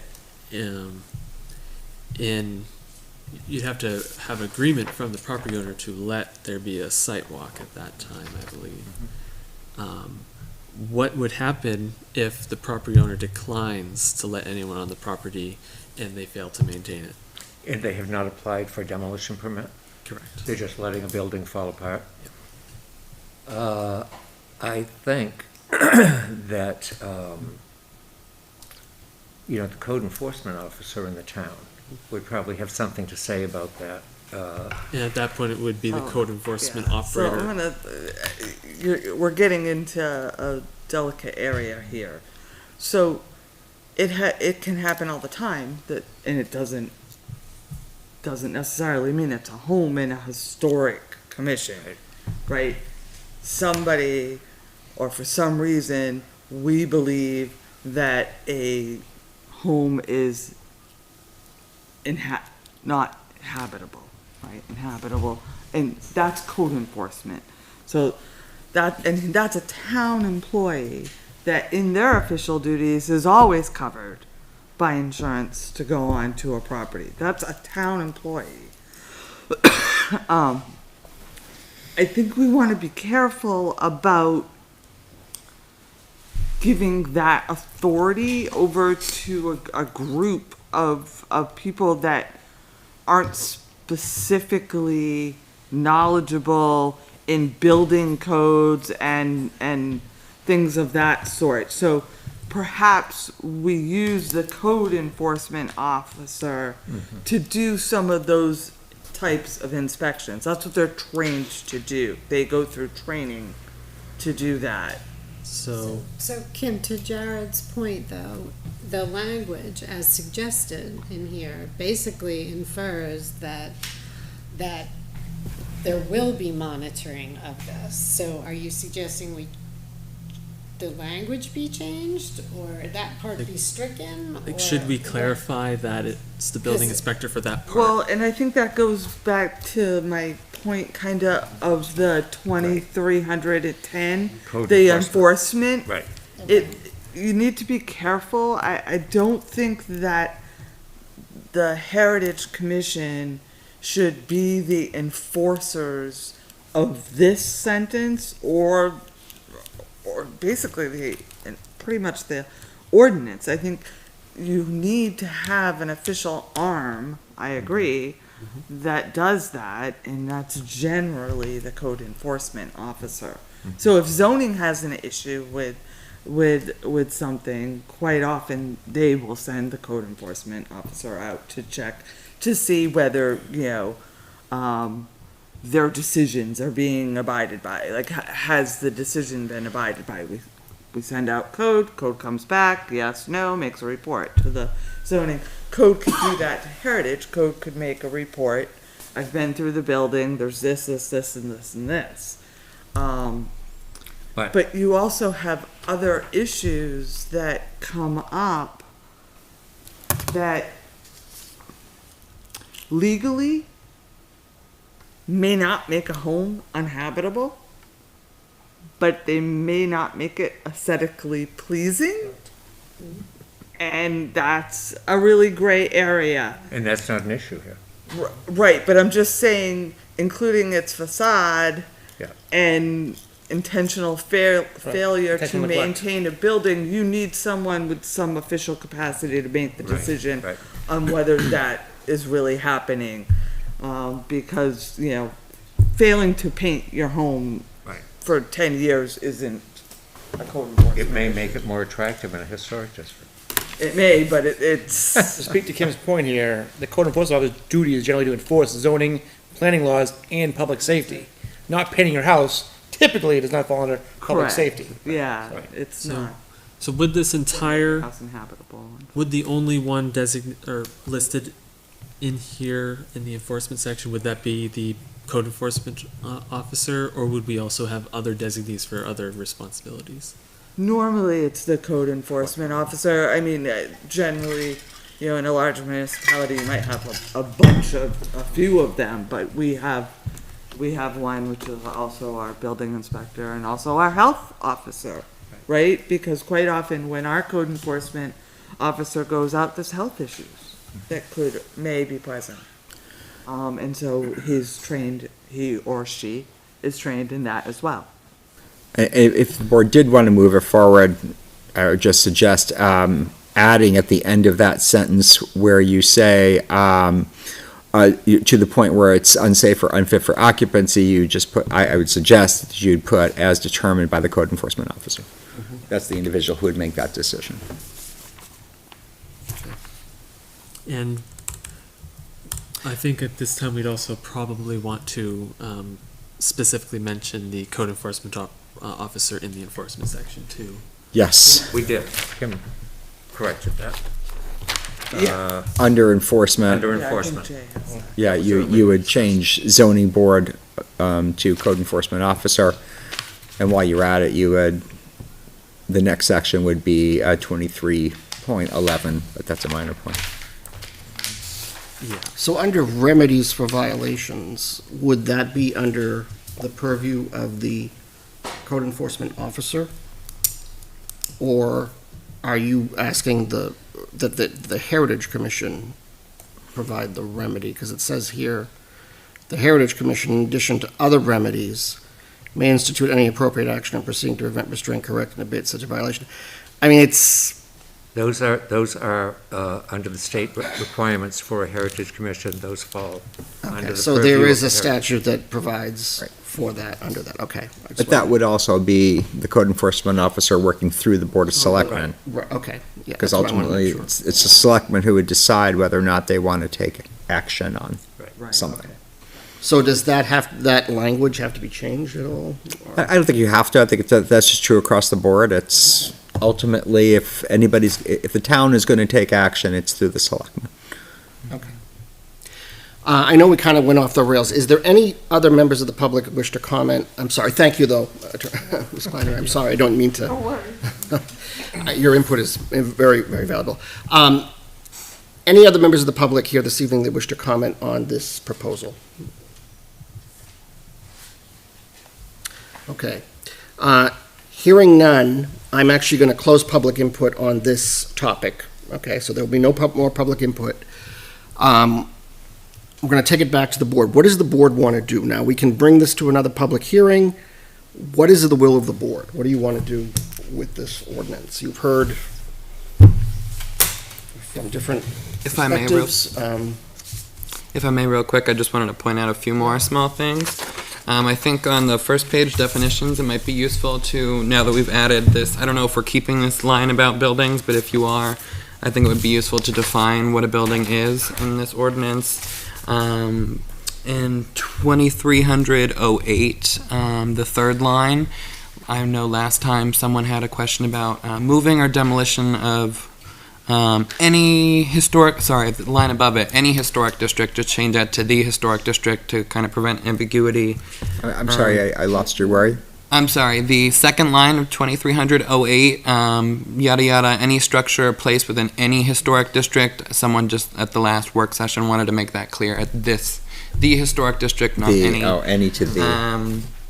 In the enforcement section, we've covered that, but just kind of someone else, I don't know if we want to include it here, but someone last time had a question about an appeals process to the decision of the Heritage Commission, and I don't know if we think that that's something that's necessary. There's not really any provision for it in here. I just wanted to raise that. It would be to the zoning board. Okay. Because they're an appellate board. Okay, perfect. Should that be explicitly mentioned? It certainly could be. Yeah, I think we need to do that, yeah. All right, wonderful. So that would be adding an appeals section, which would be 23.12. And then, Jay, you pointed out just the renumbering of the last section, and then just adding a period to the end of 2309, and those were the only small things that I identified. But sorry, back to Okay, what that's we want to okay. do as a board. No, I appreciate it, thank you. So what is it, do you folks want to move this to a public hearing? That's all we're really doing at this point. We're not approving anything, or nothing is set in stone. It's just a public hearing, another forum to have more discussion. But it's the will of the board. Does anyone want to take a vote to do that? I think we should wait until we return from our public legal team, or our legal team, to come back with the recommendations on how it should be reworded Okay, and finalized. so we will have review by legal, Yeah. and then, at the next meeting, we would vote to take it to public hearing? If you wished. And in there that could be case. more changes that occur Okay. before. No, fair enough, I agree. So that in would make that, sense. if that's the will of the board, then I'll make these changes, get them out to the board so you can see them, but I'll also get them to Kim so Kim can get them to the attorney. Okay. And Because these are, these are significant changes that we've discussed. And did we ever make any final conclusion on the possibility of change of address and how that would potentially make it so that building that currently applies or would apply could no longer apply Well, maybe that's a question for Here's the legal. for suggestion. legal. To rope in the properties of interest for this historic district, let's use the existing inventory of those historic properties that was done. It's posted on the town website. Their commission, I Yes. don't think they want to do that. Because they've said they want the discretion. Right. in But if we here want to to- limit the scope, here's a way to limit the scope to something that's clearly defined, exists, and can be a limiting factor, so that if a road is punched in your hypothetical, if a road is punched in, a house is changed from Charles Bancroft Highway to New Road, and now the developer wants to demolish that as a way of working around finding that loophole. If Well, that he's property is still within identified the as- district, he's still gonna have to apply for a demolition permit.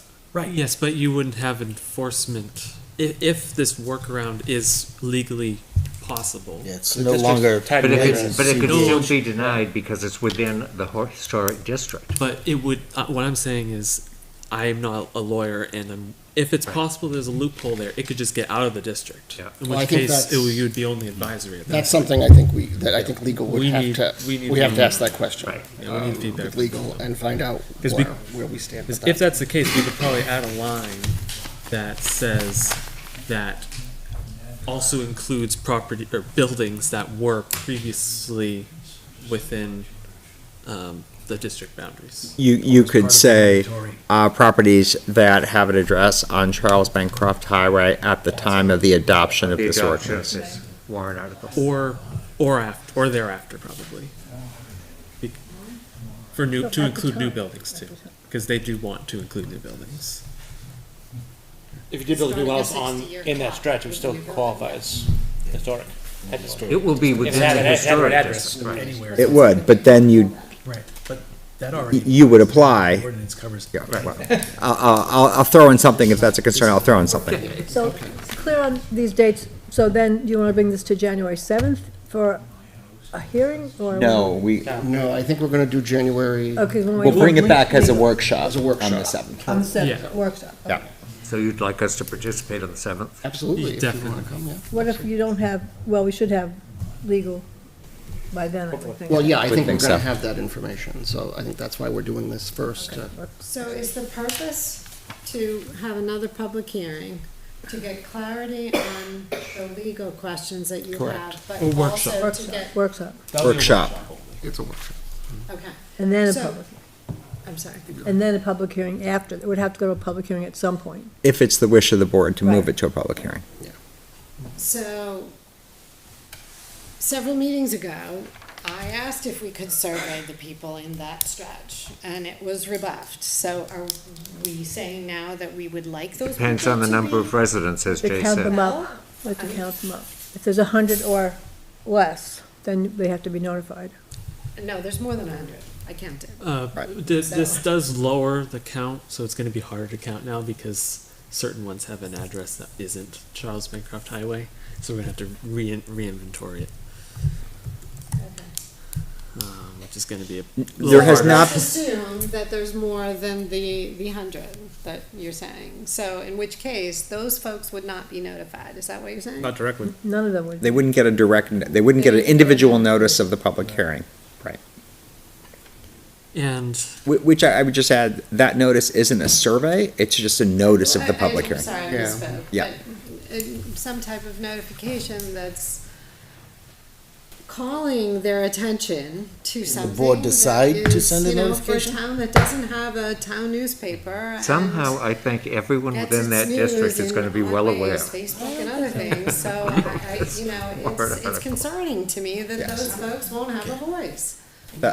The board could decide that the board wants to notify all those property owners, in which case it's not a statutory requirement, but the board could make that We can't decision. choose that ourselves without the board of selectmen approving it?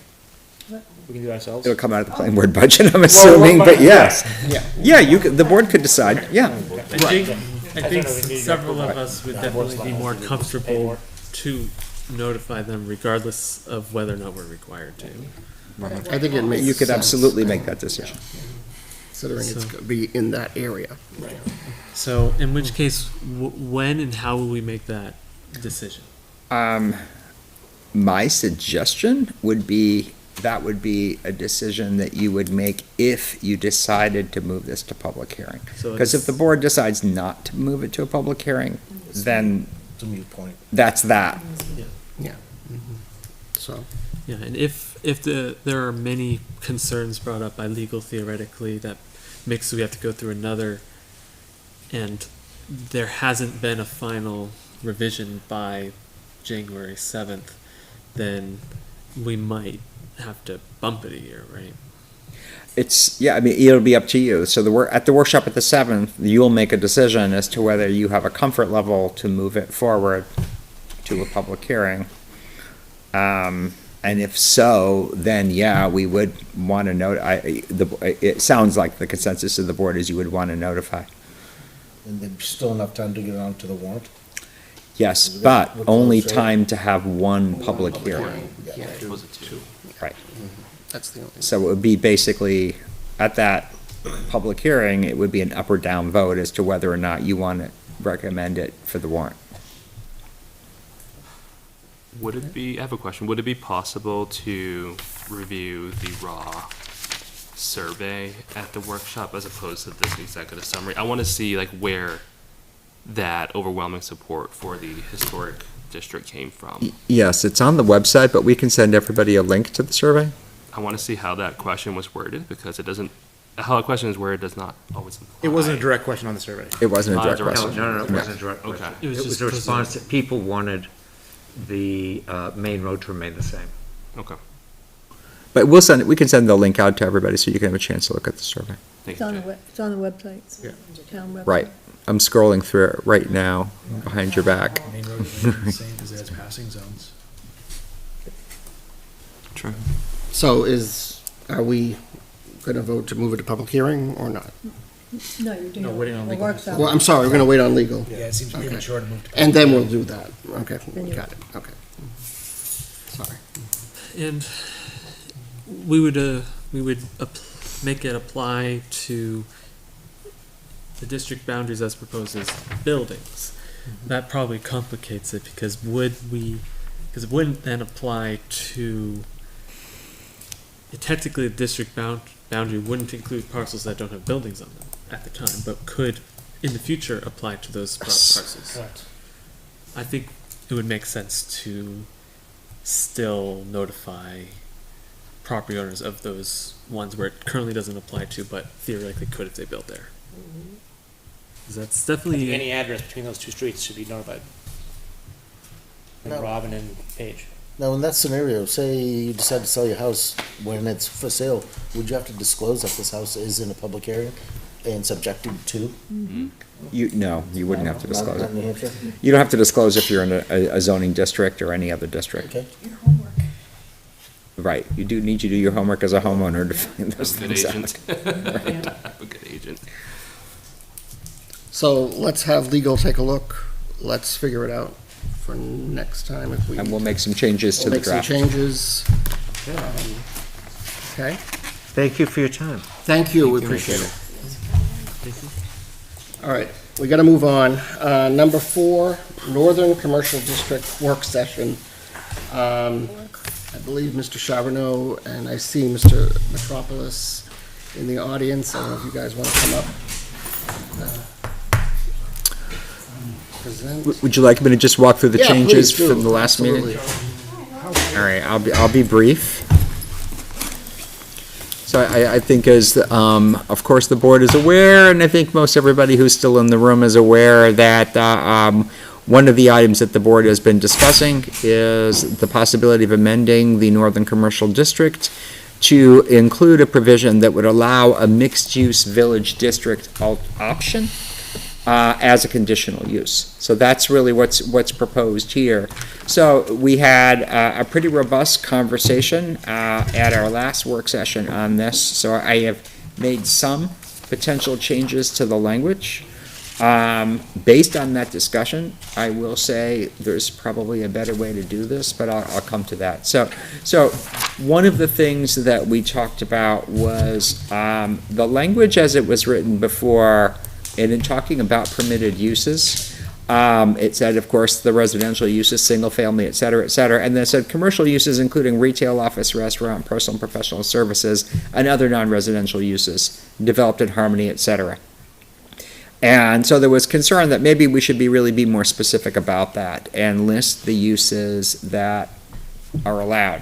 So there's really two ways to do this. One way is to simply say, any use, any commercial use allowed in the Northern Commercial District, except these are the ones that we're saying no to, or do it in the positive and say these following uses. End of the day, I thought it best for the purposes of at least this discussion to list the ones specifically that might make sense. And the reason my instinct would be to do the opposite. It would be to say all the uses that are permitted except for the following. And the reason for that is that at least what I put on here, and that might not be what the board wants, is pretty much almost every use. There's really only a few that are not included.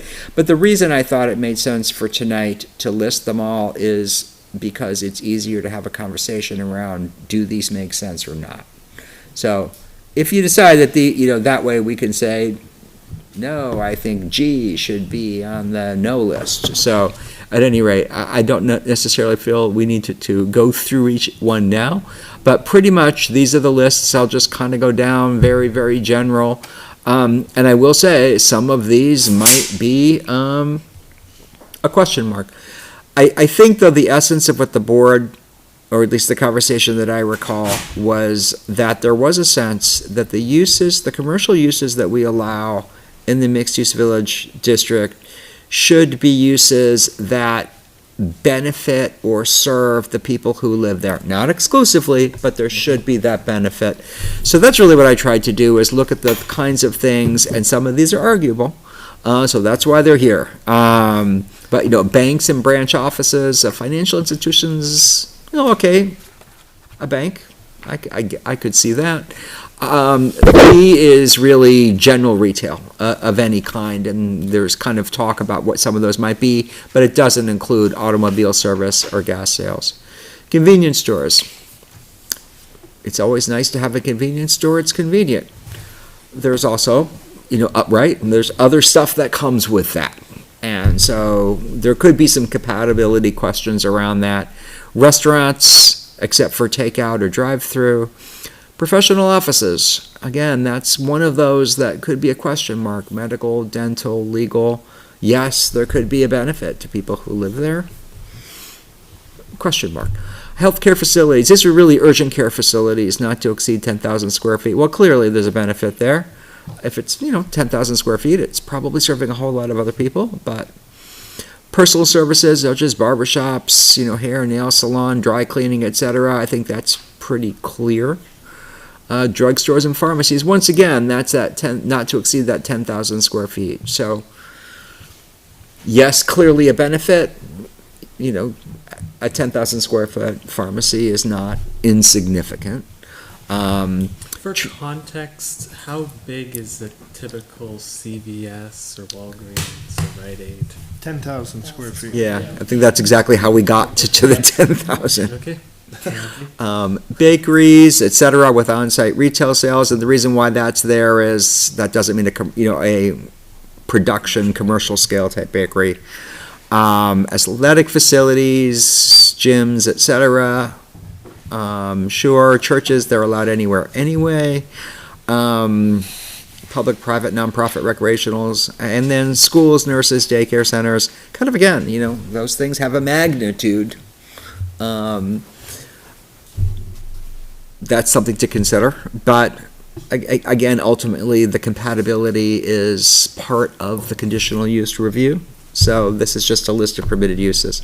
So again, there can be discussion around is this the list that makes sense?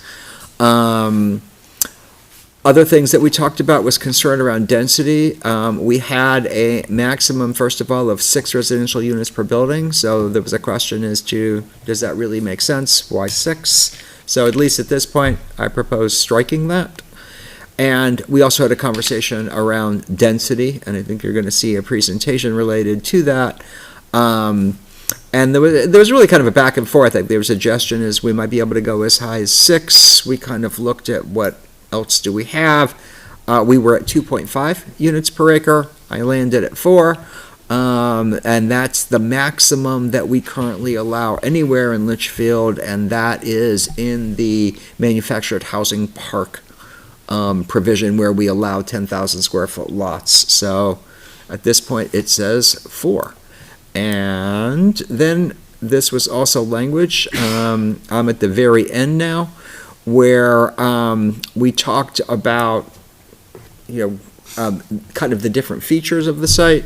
And so we added a new provision that said safe pedestrian access, including sidewalks and crosswalks, must be provided between all residential units, commercial uses, and on-site amenities within the site, and between all on-site residential and commercial uses and any adjacent public right-of-way. That's all the changes from the last meeting. I guess that's the issue of density did come up, and Mr. Petropoulos is here this evening. I know that we wanted to see what the parcel would look like with the 4 instead of the 2.5 acre. So I'll let you guys, take the floor here. Well, great. Good evening, Mr. Chairman, members of the board. For the record, my name is Jim Petropoulos. I'm a professional engineer with Hayner Swanson Inc. in Nashua, New Hampshire. Tonight, of course, representing Rick and Continental Paving.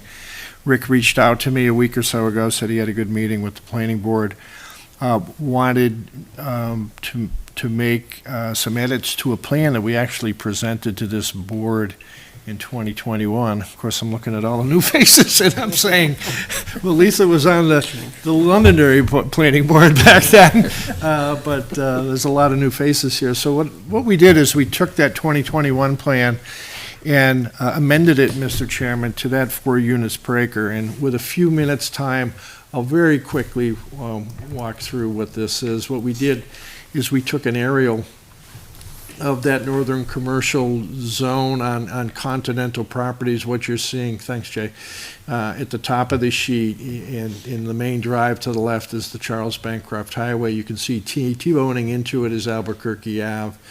You see the remnants to the right of the Continental Paving operation.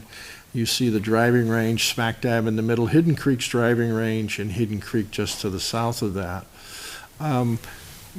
Continental Paving and Rick have assembled a number of properties over the years. In fact, there's currently 8 parcels that total about 45 acres.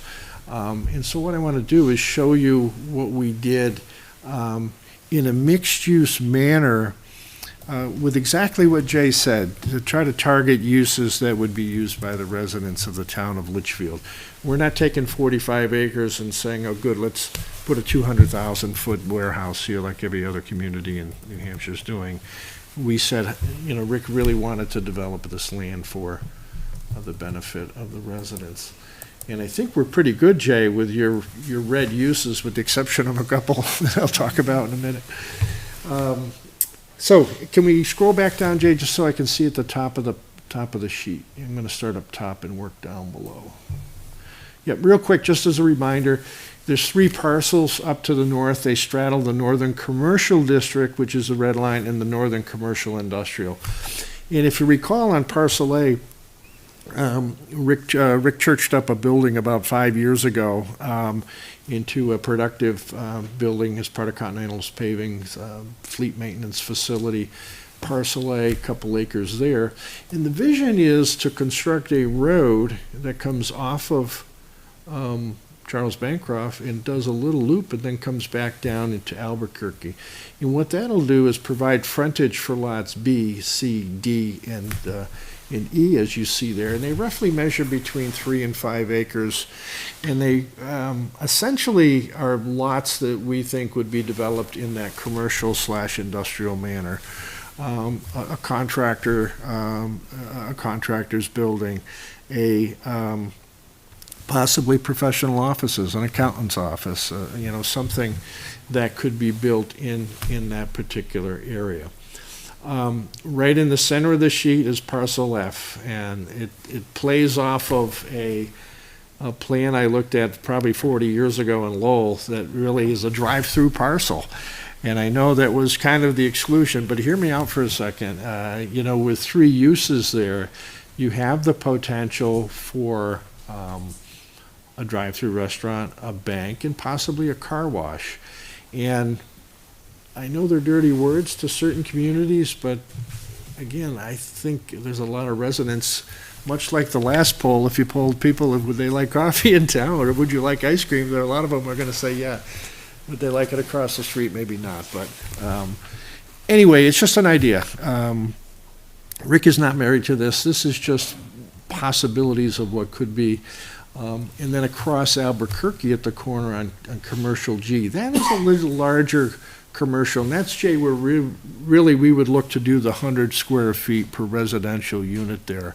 I want to go to 200. 200 square feet, yeah. Okay. Yeah, 100's the minimum, there's no maximum. Well, I think you should put 200 in it, in your regulation. Can do that. Okay.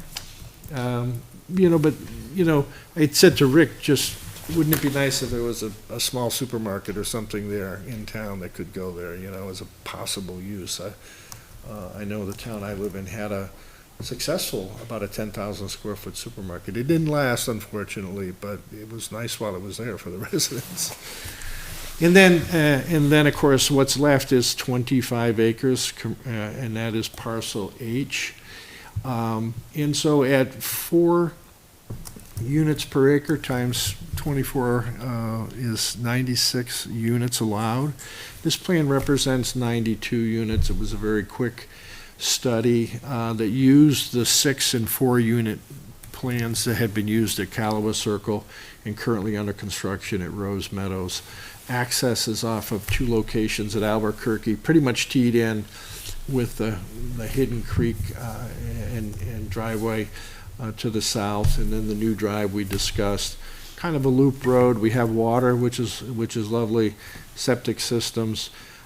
Combination here a little different. The satellite garages for these facilities has been hugely successful in the rental of the 2 projects, but we also have the opportunity maybe for some drive-in garages on some units, so a little bit of variety there, but that just gives you the scale. Jay, I think you hit the nail on the head, 4 units per acre. It's quite balanced. You can see there's a lot of open space there. And, we would look to protect the 100-foot buffer along Albuquerque, and we still got ample room really for protection along the Charles Bancroft or the backs of those units. So again, this was just to provide to the board an idea of, in the Northern Commercial District, and as it straddles Northern Commercial Industrial, Rick's properties is 44 acres, what could go there. In 2021, Rick, correct me if I'm wrong, we were here trying to get resi in the zone. We were unsuccessful at that time, but it was still a good study, because that resi serves as a nice transition with the golf course and with the residential and with the commercial development really along the Bancroft Highway. So we'd be happy to answer any questions you'd have. So when you talk about not having drive-throughs, is that just on the mixed use? Or would that be on these other the other parcels? Just the mixed use. Okay, just on the mixed use. Okay. So the drive-throughs could be on the other side, because that was our thought. That's why we laid it out. Are drive-throughs currently allowed, Jay? Let me double check. So the mixed-use limits would be those 2 parcels, Rick, right? It would be the resi and the commercial at the corner.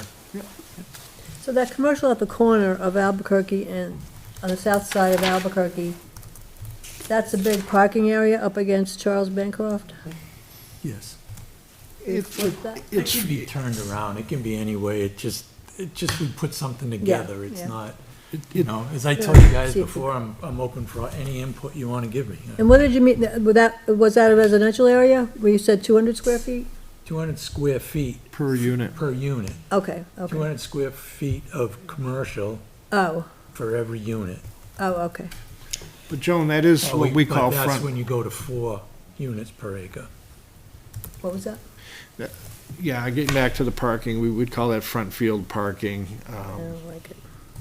Nashua went off, remember they moved CVS up to the road and put the parking in the back and bank too. I've seen it both ways. The other side of the coin is people like to see where they can park before they go into Oh, yeah. the entry door, so I've seen it both ways, but.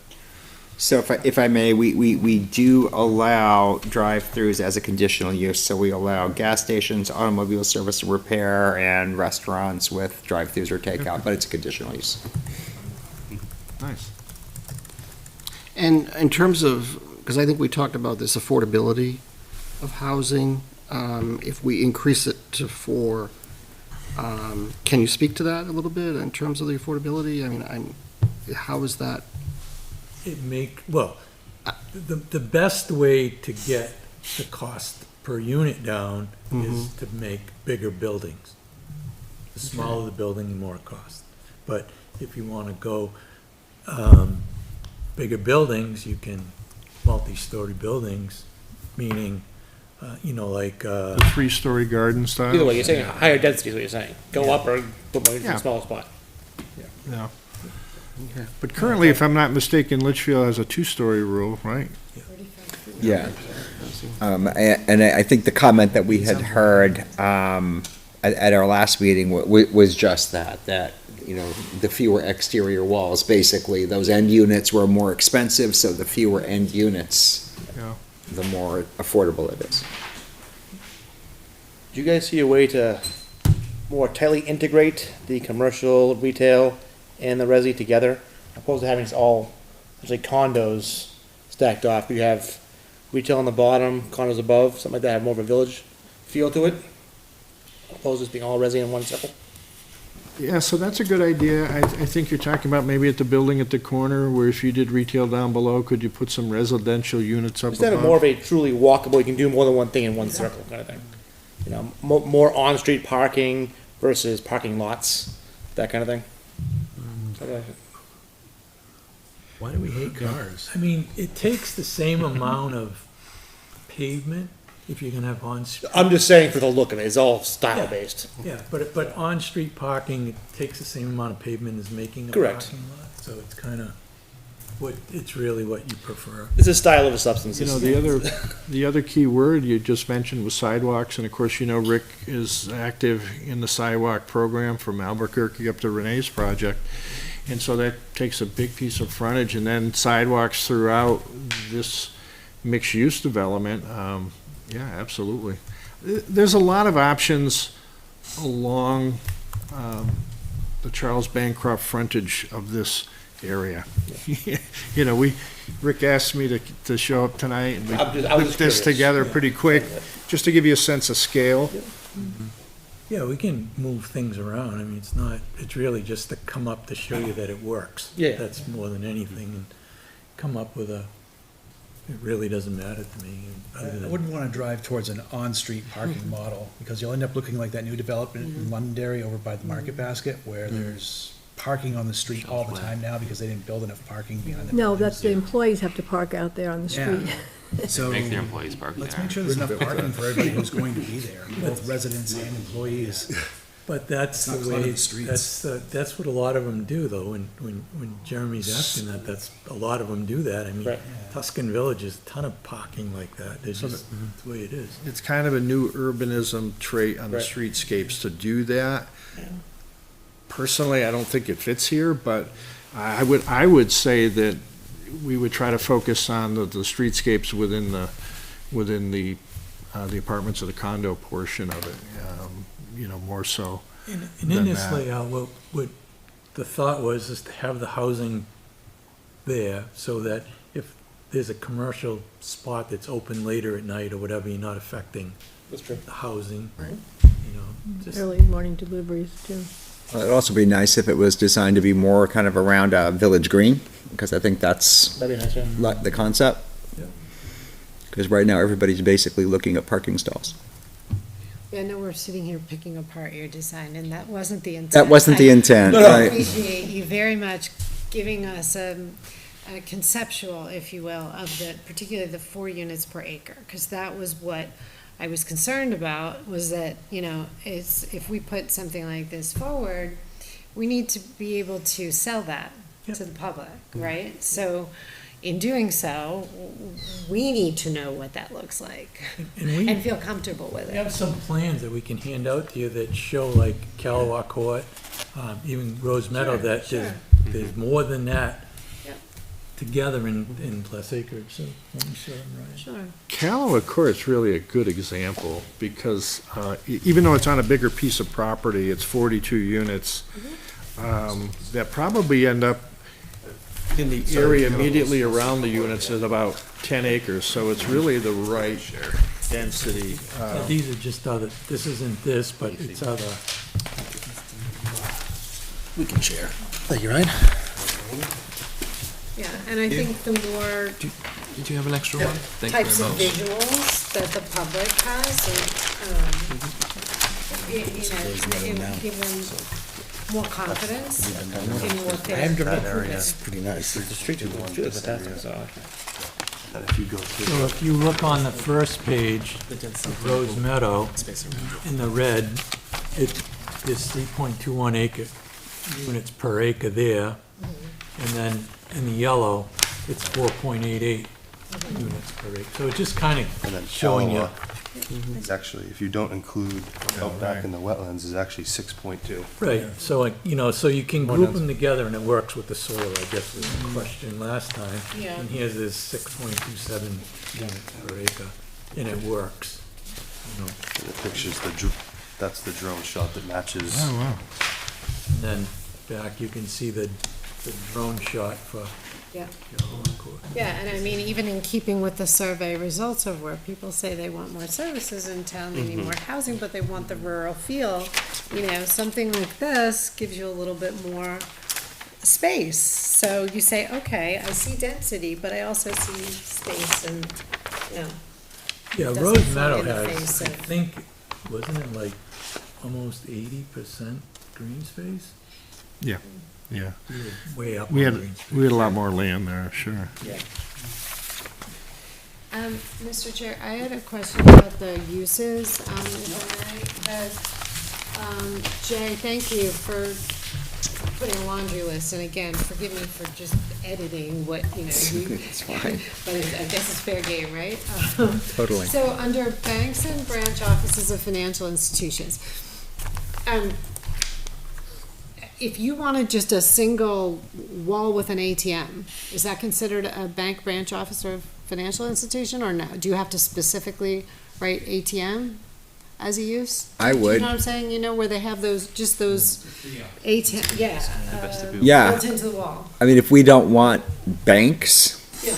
then yeah, I would say, I'm not saying we don't want that. I'm saying, should you add like, an ATMs on there as well? Just Oh, as an I- additional use, or doesn't it matter? I mean, for me, I consider that, You consider it- like equipment. I wouldn't even consider it a use Okay. anymore. I mean, you can go into a CVS and see an ATM I know, but this would be, freestanding. yeah.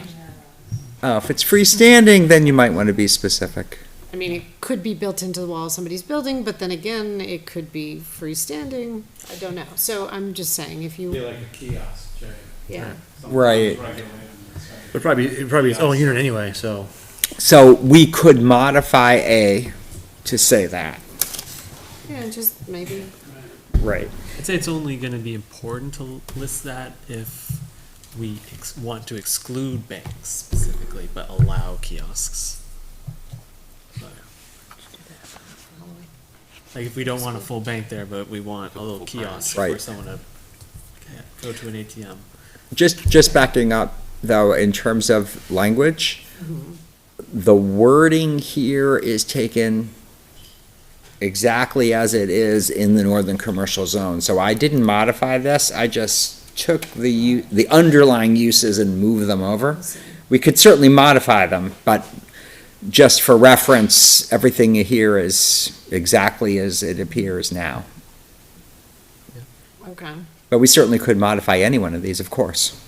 It was more of a curiosity if Yeah. it fell into this as a conditional use, but if you don't consider it a use, I see what you're saying. Yeah, salons are health and beauty.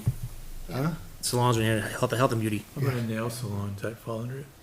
Yeah, it's listed under personal services, including barber shops, hair and nail salons, tailors, dry cleaning, and other similar uses. So, and now getting to the 10,000 square foot building, is that just for the drugstore, or can the building be 20,000 square? Oh, that's for the drugstore itself or the healthcare, right. So we could build a 16,000 square foot building? You could build a little shopping center and, yeah. Yeah, that's why I just want to make sure we're clear with that. So, with the drive-throughs, we currently don't list it in here. We explicitly exclude it. Correct. If they want a drive-through, would they have to exclude that from the square footage of the village and have that be a separate parcel outside the village, or do we have a way? Right. It wouldn't be part of the mixed-use village district. Again, and that's your choice, so you could decide you want to have them, but as it's written here, that's right. But out in the northern commercial zone, outside of the mixed-use village, you can have them as a conditional use. Yeah, I'd say it would only make sense within the village if it was on the very edge and didn't interfere with any pedestrian traffic. Right, because in this concept, if I'm interpreting it correctly, this is really the mixed use. Yes. Here, these parcels up here are not. So they could develop with the drive-throughs could be here, There's you a know, reason- it's separate. There's a reason for that, Jay, too, and that is we see a lot of traffic going north on Albuquerque, taking a right on Charles Bancroft Highway, heading north. And so to roll up on that and then go right into the drive-through part of it makes That's sense rather than coming back and through.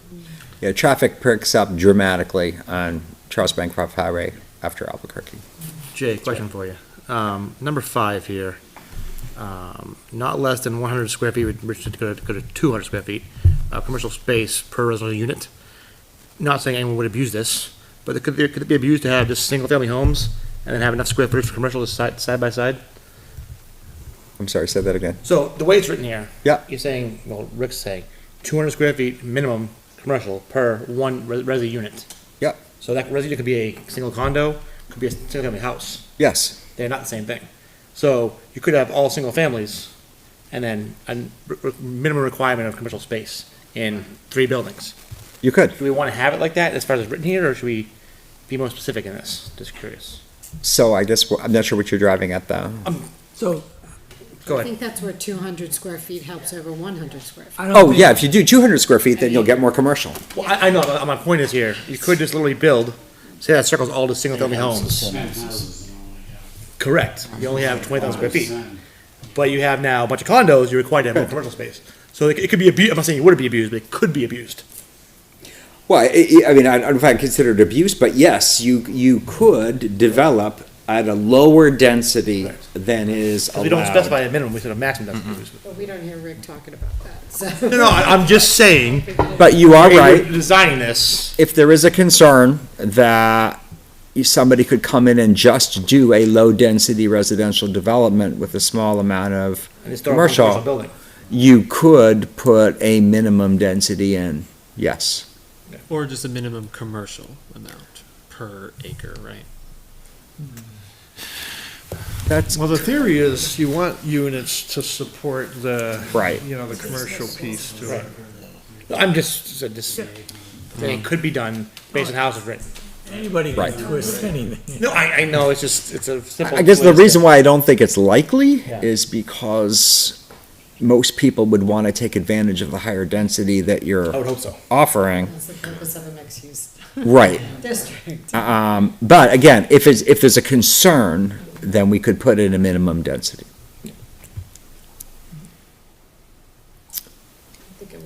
I don't think I'd want to put a minimum density in. Yeah. I mean, what would the drawbacks be to including a minimum? I mean, I can't really think So of. everything Rick is saying is great. Like, he wants to have higher density, have a better low-cost housing. That fits Right. us ideally. Exactly. However, this doesn't say that. Yeah. So, That's the issue. I mean, if you wanted to do it, previously, the maximum density was 2.5, so you could simply say not less than 2.5 and no greater than 4. Yeah, something like that. would I probably don't work. see any problem in including that. One item, Jay, to think about, oftentimes in regulations, we see minimums on the land area. We do in here, it's minimum of 5 acres. Okay. Yeah, and another thing that would potentially limit low density is the physical impact study might be less favorable to low density. That's also true. Because if they want to build a low density development that they can prove is fiscally beneficial to the town, I don't think the town would be opposed to that in general because of that study. Without the study, definitely not. But Right. with that study, it would just be harder for the developer to make low density benefit the town. And there'd be no drawback. Yeah, to they- us here in town. Yeah, they could put in a bunch of single family homes and then a huge amount of commercial, and that commercial would be fiscally beneficial to the town. They can do that now. They can't put in the single family home. They can't do resi here at all. No, but they can put in a ton of commercial and we haven't really seen it. Yeah. So, Right. There's no incentive to do that. Right. You gotta remember, we're only septic, so we're limited to yeah. how big of a septic tank you could have. That's true, too. I mean, So- it's up to you. I can put in the minimum if you think it's the will, or just leave it at the 4. Because, yeah, I can definitely imagine a situation where the developer decides, okay, we're going to go lower density with the residential and put in a bunch of commercial. I don't think that would work out in today's current economic conditions, but this will apply in the future when economic conditions might change and let's say the value of multifamily goes down significantly. In which case, would the residents like some single family next to a bunch of commercial? They might, I don't know. Although, keeping in mind, this is an option, so somebody could just decide to develop their property commercially. There's no requirement that you go mixed use.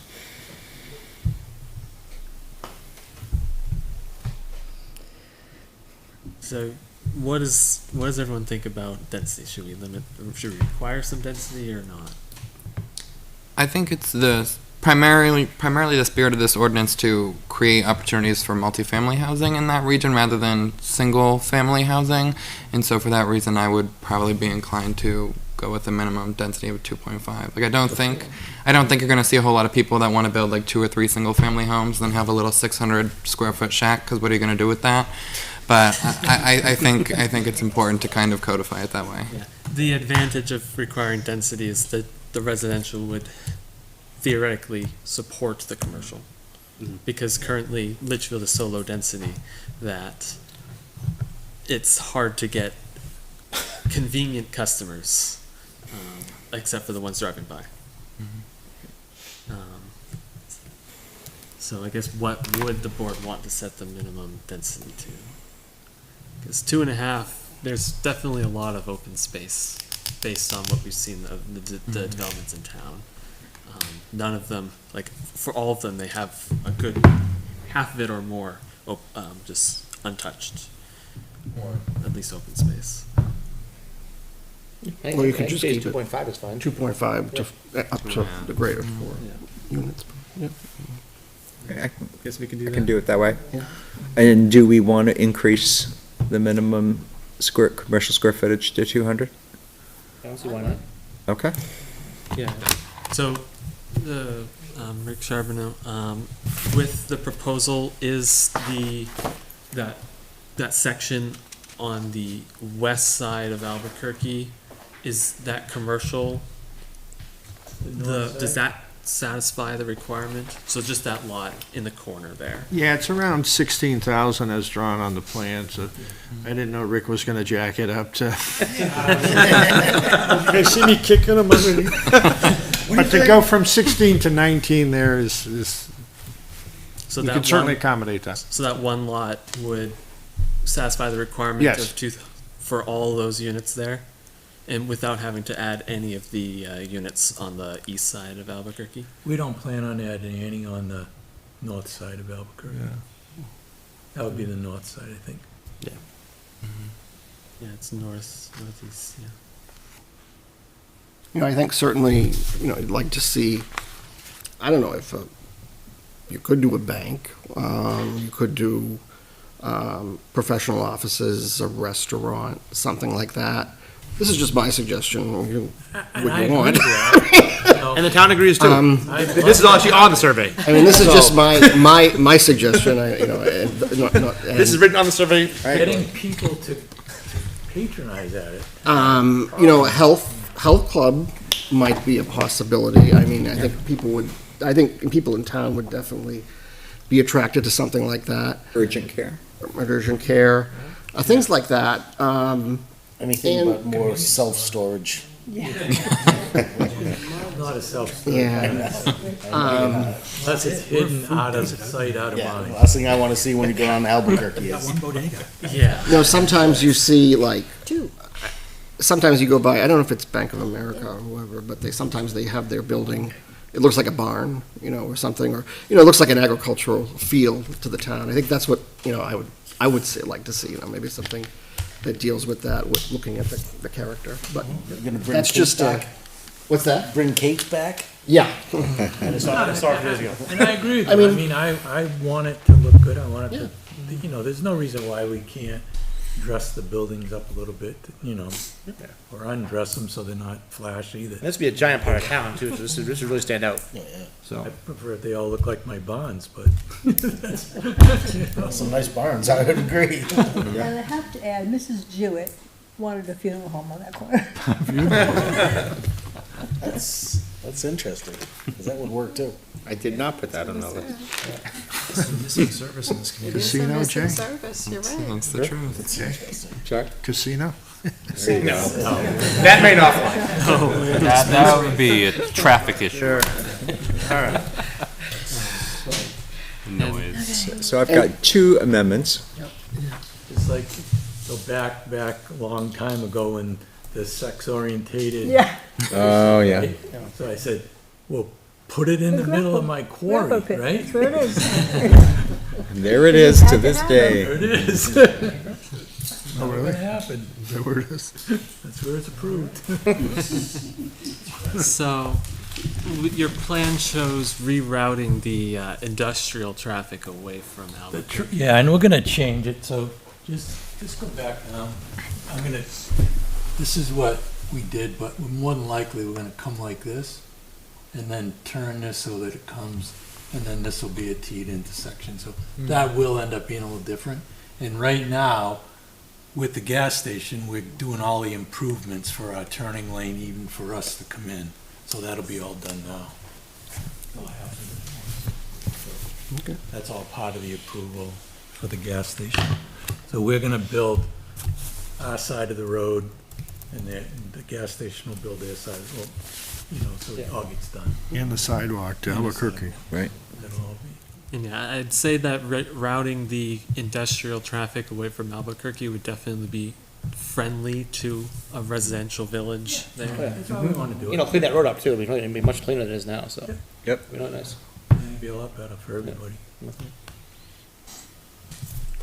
Thank you guys so much. Yes, thank you for coming in, we appreciate it. Thank you and happy holidays to everybody. Yes, Merry Indeed. Christmas to everybody, and Happy holidays. Happy New Year. So, is the next step to send the amended version of this to public hearing? Yes. Ryan, you want me back? What? You want me back?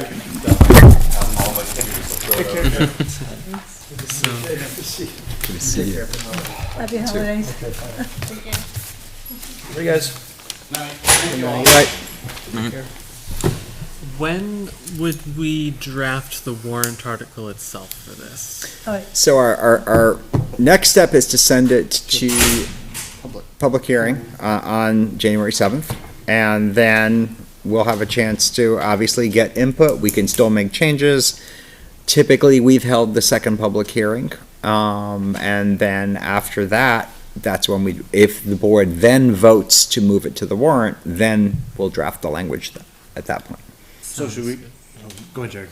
Yeah, that sounds good, because, yeah, we are definitely going to need to be very careful in our wording of this Yes. to state its intent and how it aligns with the findings of the survey.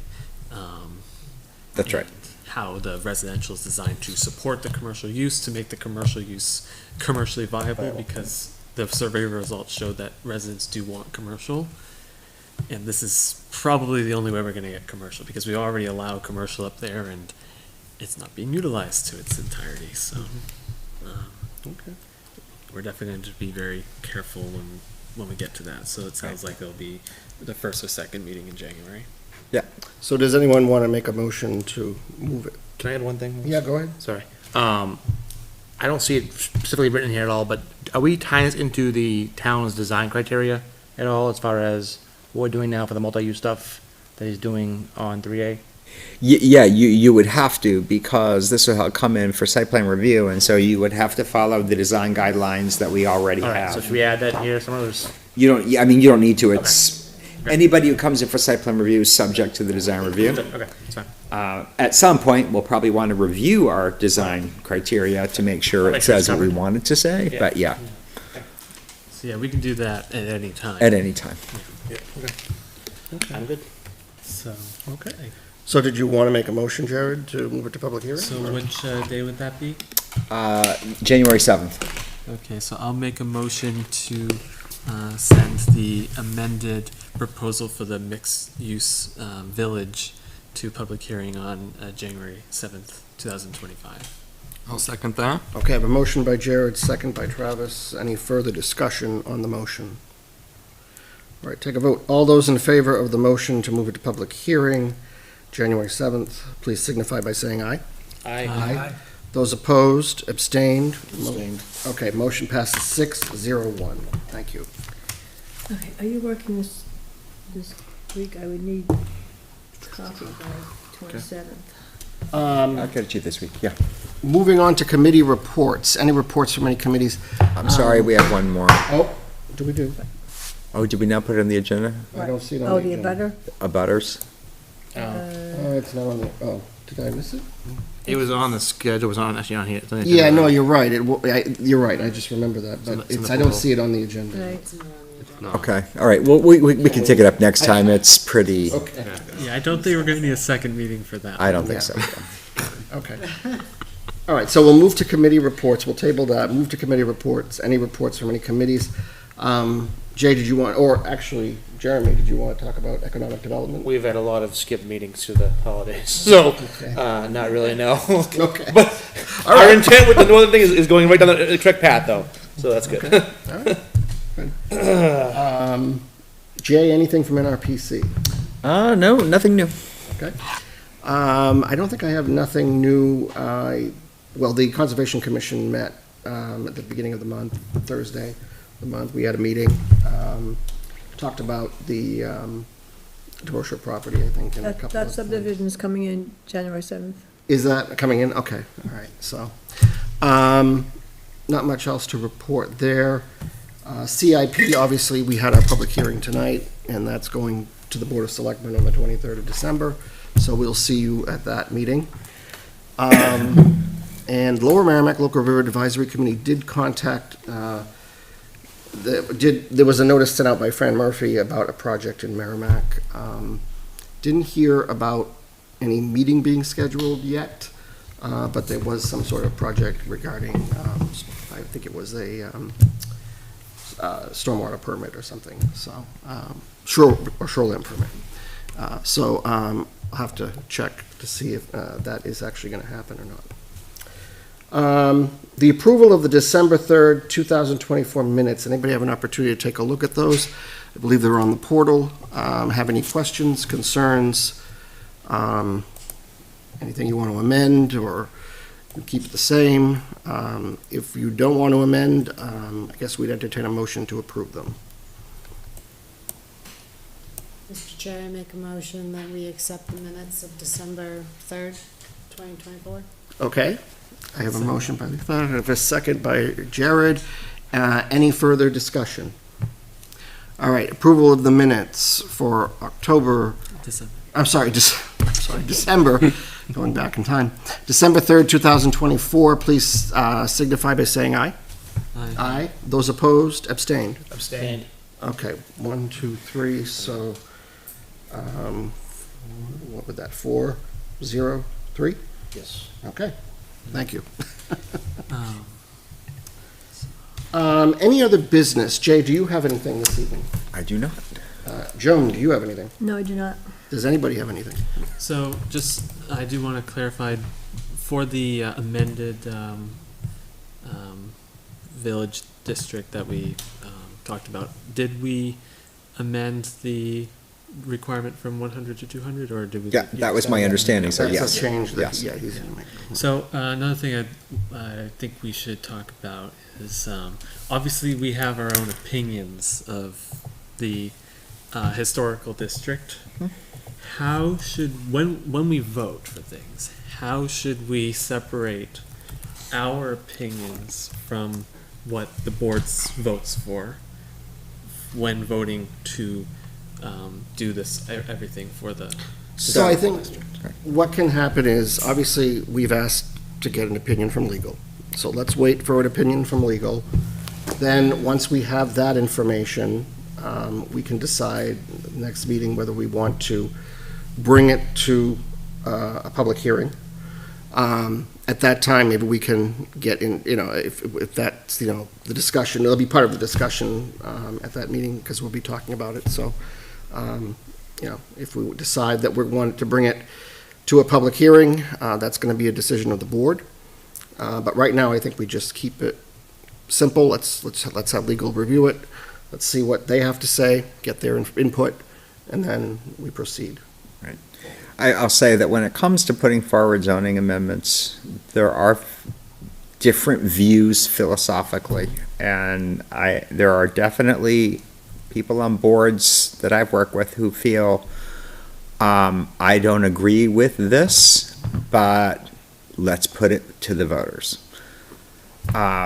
There is also a viewpoint that, and I tend to think this way, that when the board votes to recommend to put something on the ballot, the board is recommending that item.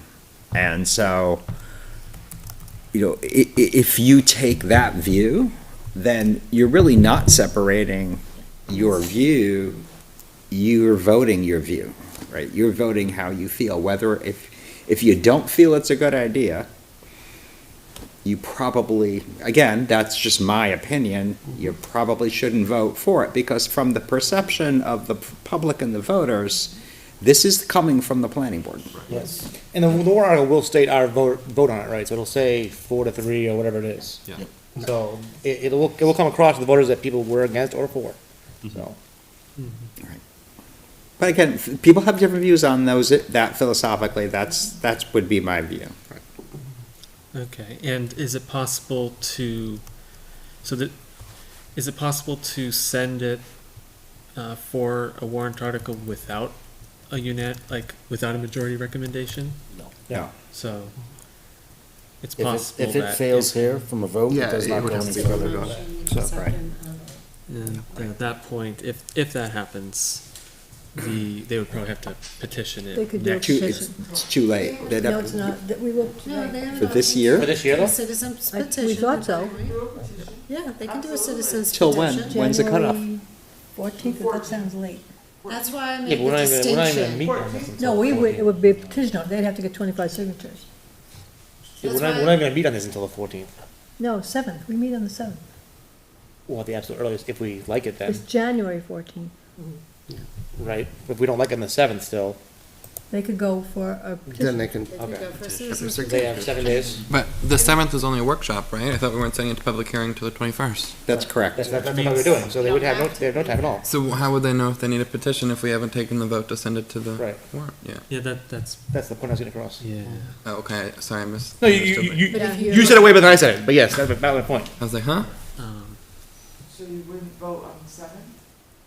We are waiting We'll go to a on, public we have a hearing. workshop because Yeah, we we have a need. workshop, so we're gonna wait for the legal opinion, and then we're gonna, yeah, This is the timing wise Okay. so it's yeah. for this year. Now, the stormwater, do you want that on the 21st? The 7th got, when do you want to go over the stormwater? You want to do another work session, revise and back to a work session, but what date? 7th is getting. 7th. 7th? Yeah, that won't be a busy take day. long, because we Yeah. just have Yeah. to review the Okay. amendments and make sure we are Yeah, comfortable like a sending We're all it pretty back. small. We will double check, but according to NHMA, the last day to accept petitions to amend the zoning ordinance, historic district ordinance, or building code for consideration on the March 11, 2025 town meeting is December 11th. I thought that was Oh. earlier, Already yeah. passed that. So it's already passed. It's passed. Yeah. I thought it was early date. Moot point. So if it fails, it's just gonna delay a year. Another year. And they can choose to Delay it a petition year. if they want to bypass the planning board. Oh, and the Northern Commercial's going to a public hearing, right? Yeah. Local Right. use. Other articles, the deadline is the 14th of January, but zoning is the 11th. Gotcha. Okay. Love the December. Yeah. But yeah, regardless of what happens with the What were the other historic, zoning items we had? regardless of what ends I up had happening, down, I think. the review process has been very valuable in creating a much more robust proposal. Sure. I think that's right. Okay. Anything else? If there's nothing else, I'd entertain a motion to adjourn. So moved. A motion by Travis, do you have a second? Second. Second by Leila. Okay. Any further discussion? All those in favor of the motion, please signify by saying aye. Aye. Those opposed? This time. Motion passes 7-0-0. Thank you for joining us this evening. I wish everybody a Merry Christmas, Happy New Year, and we will see you in January. Have a good night. Awesome.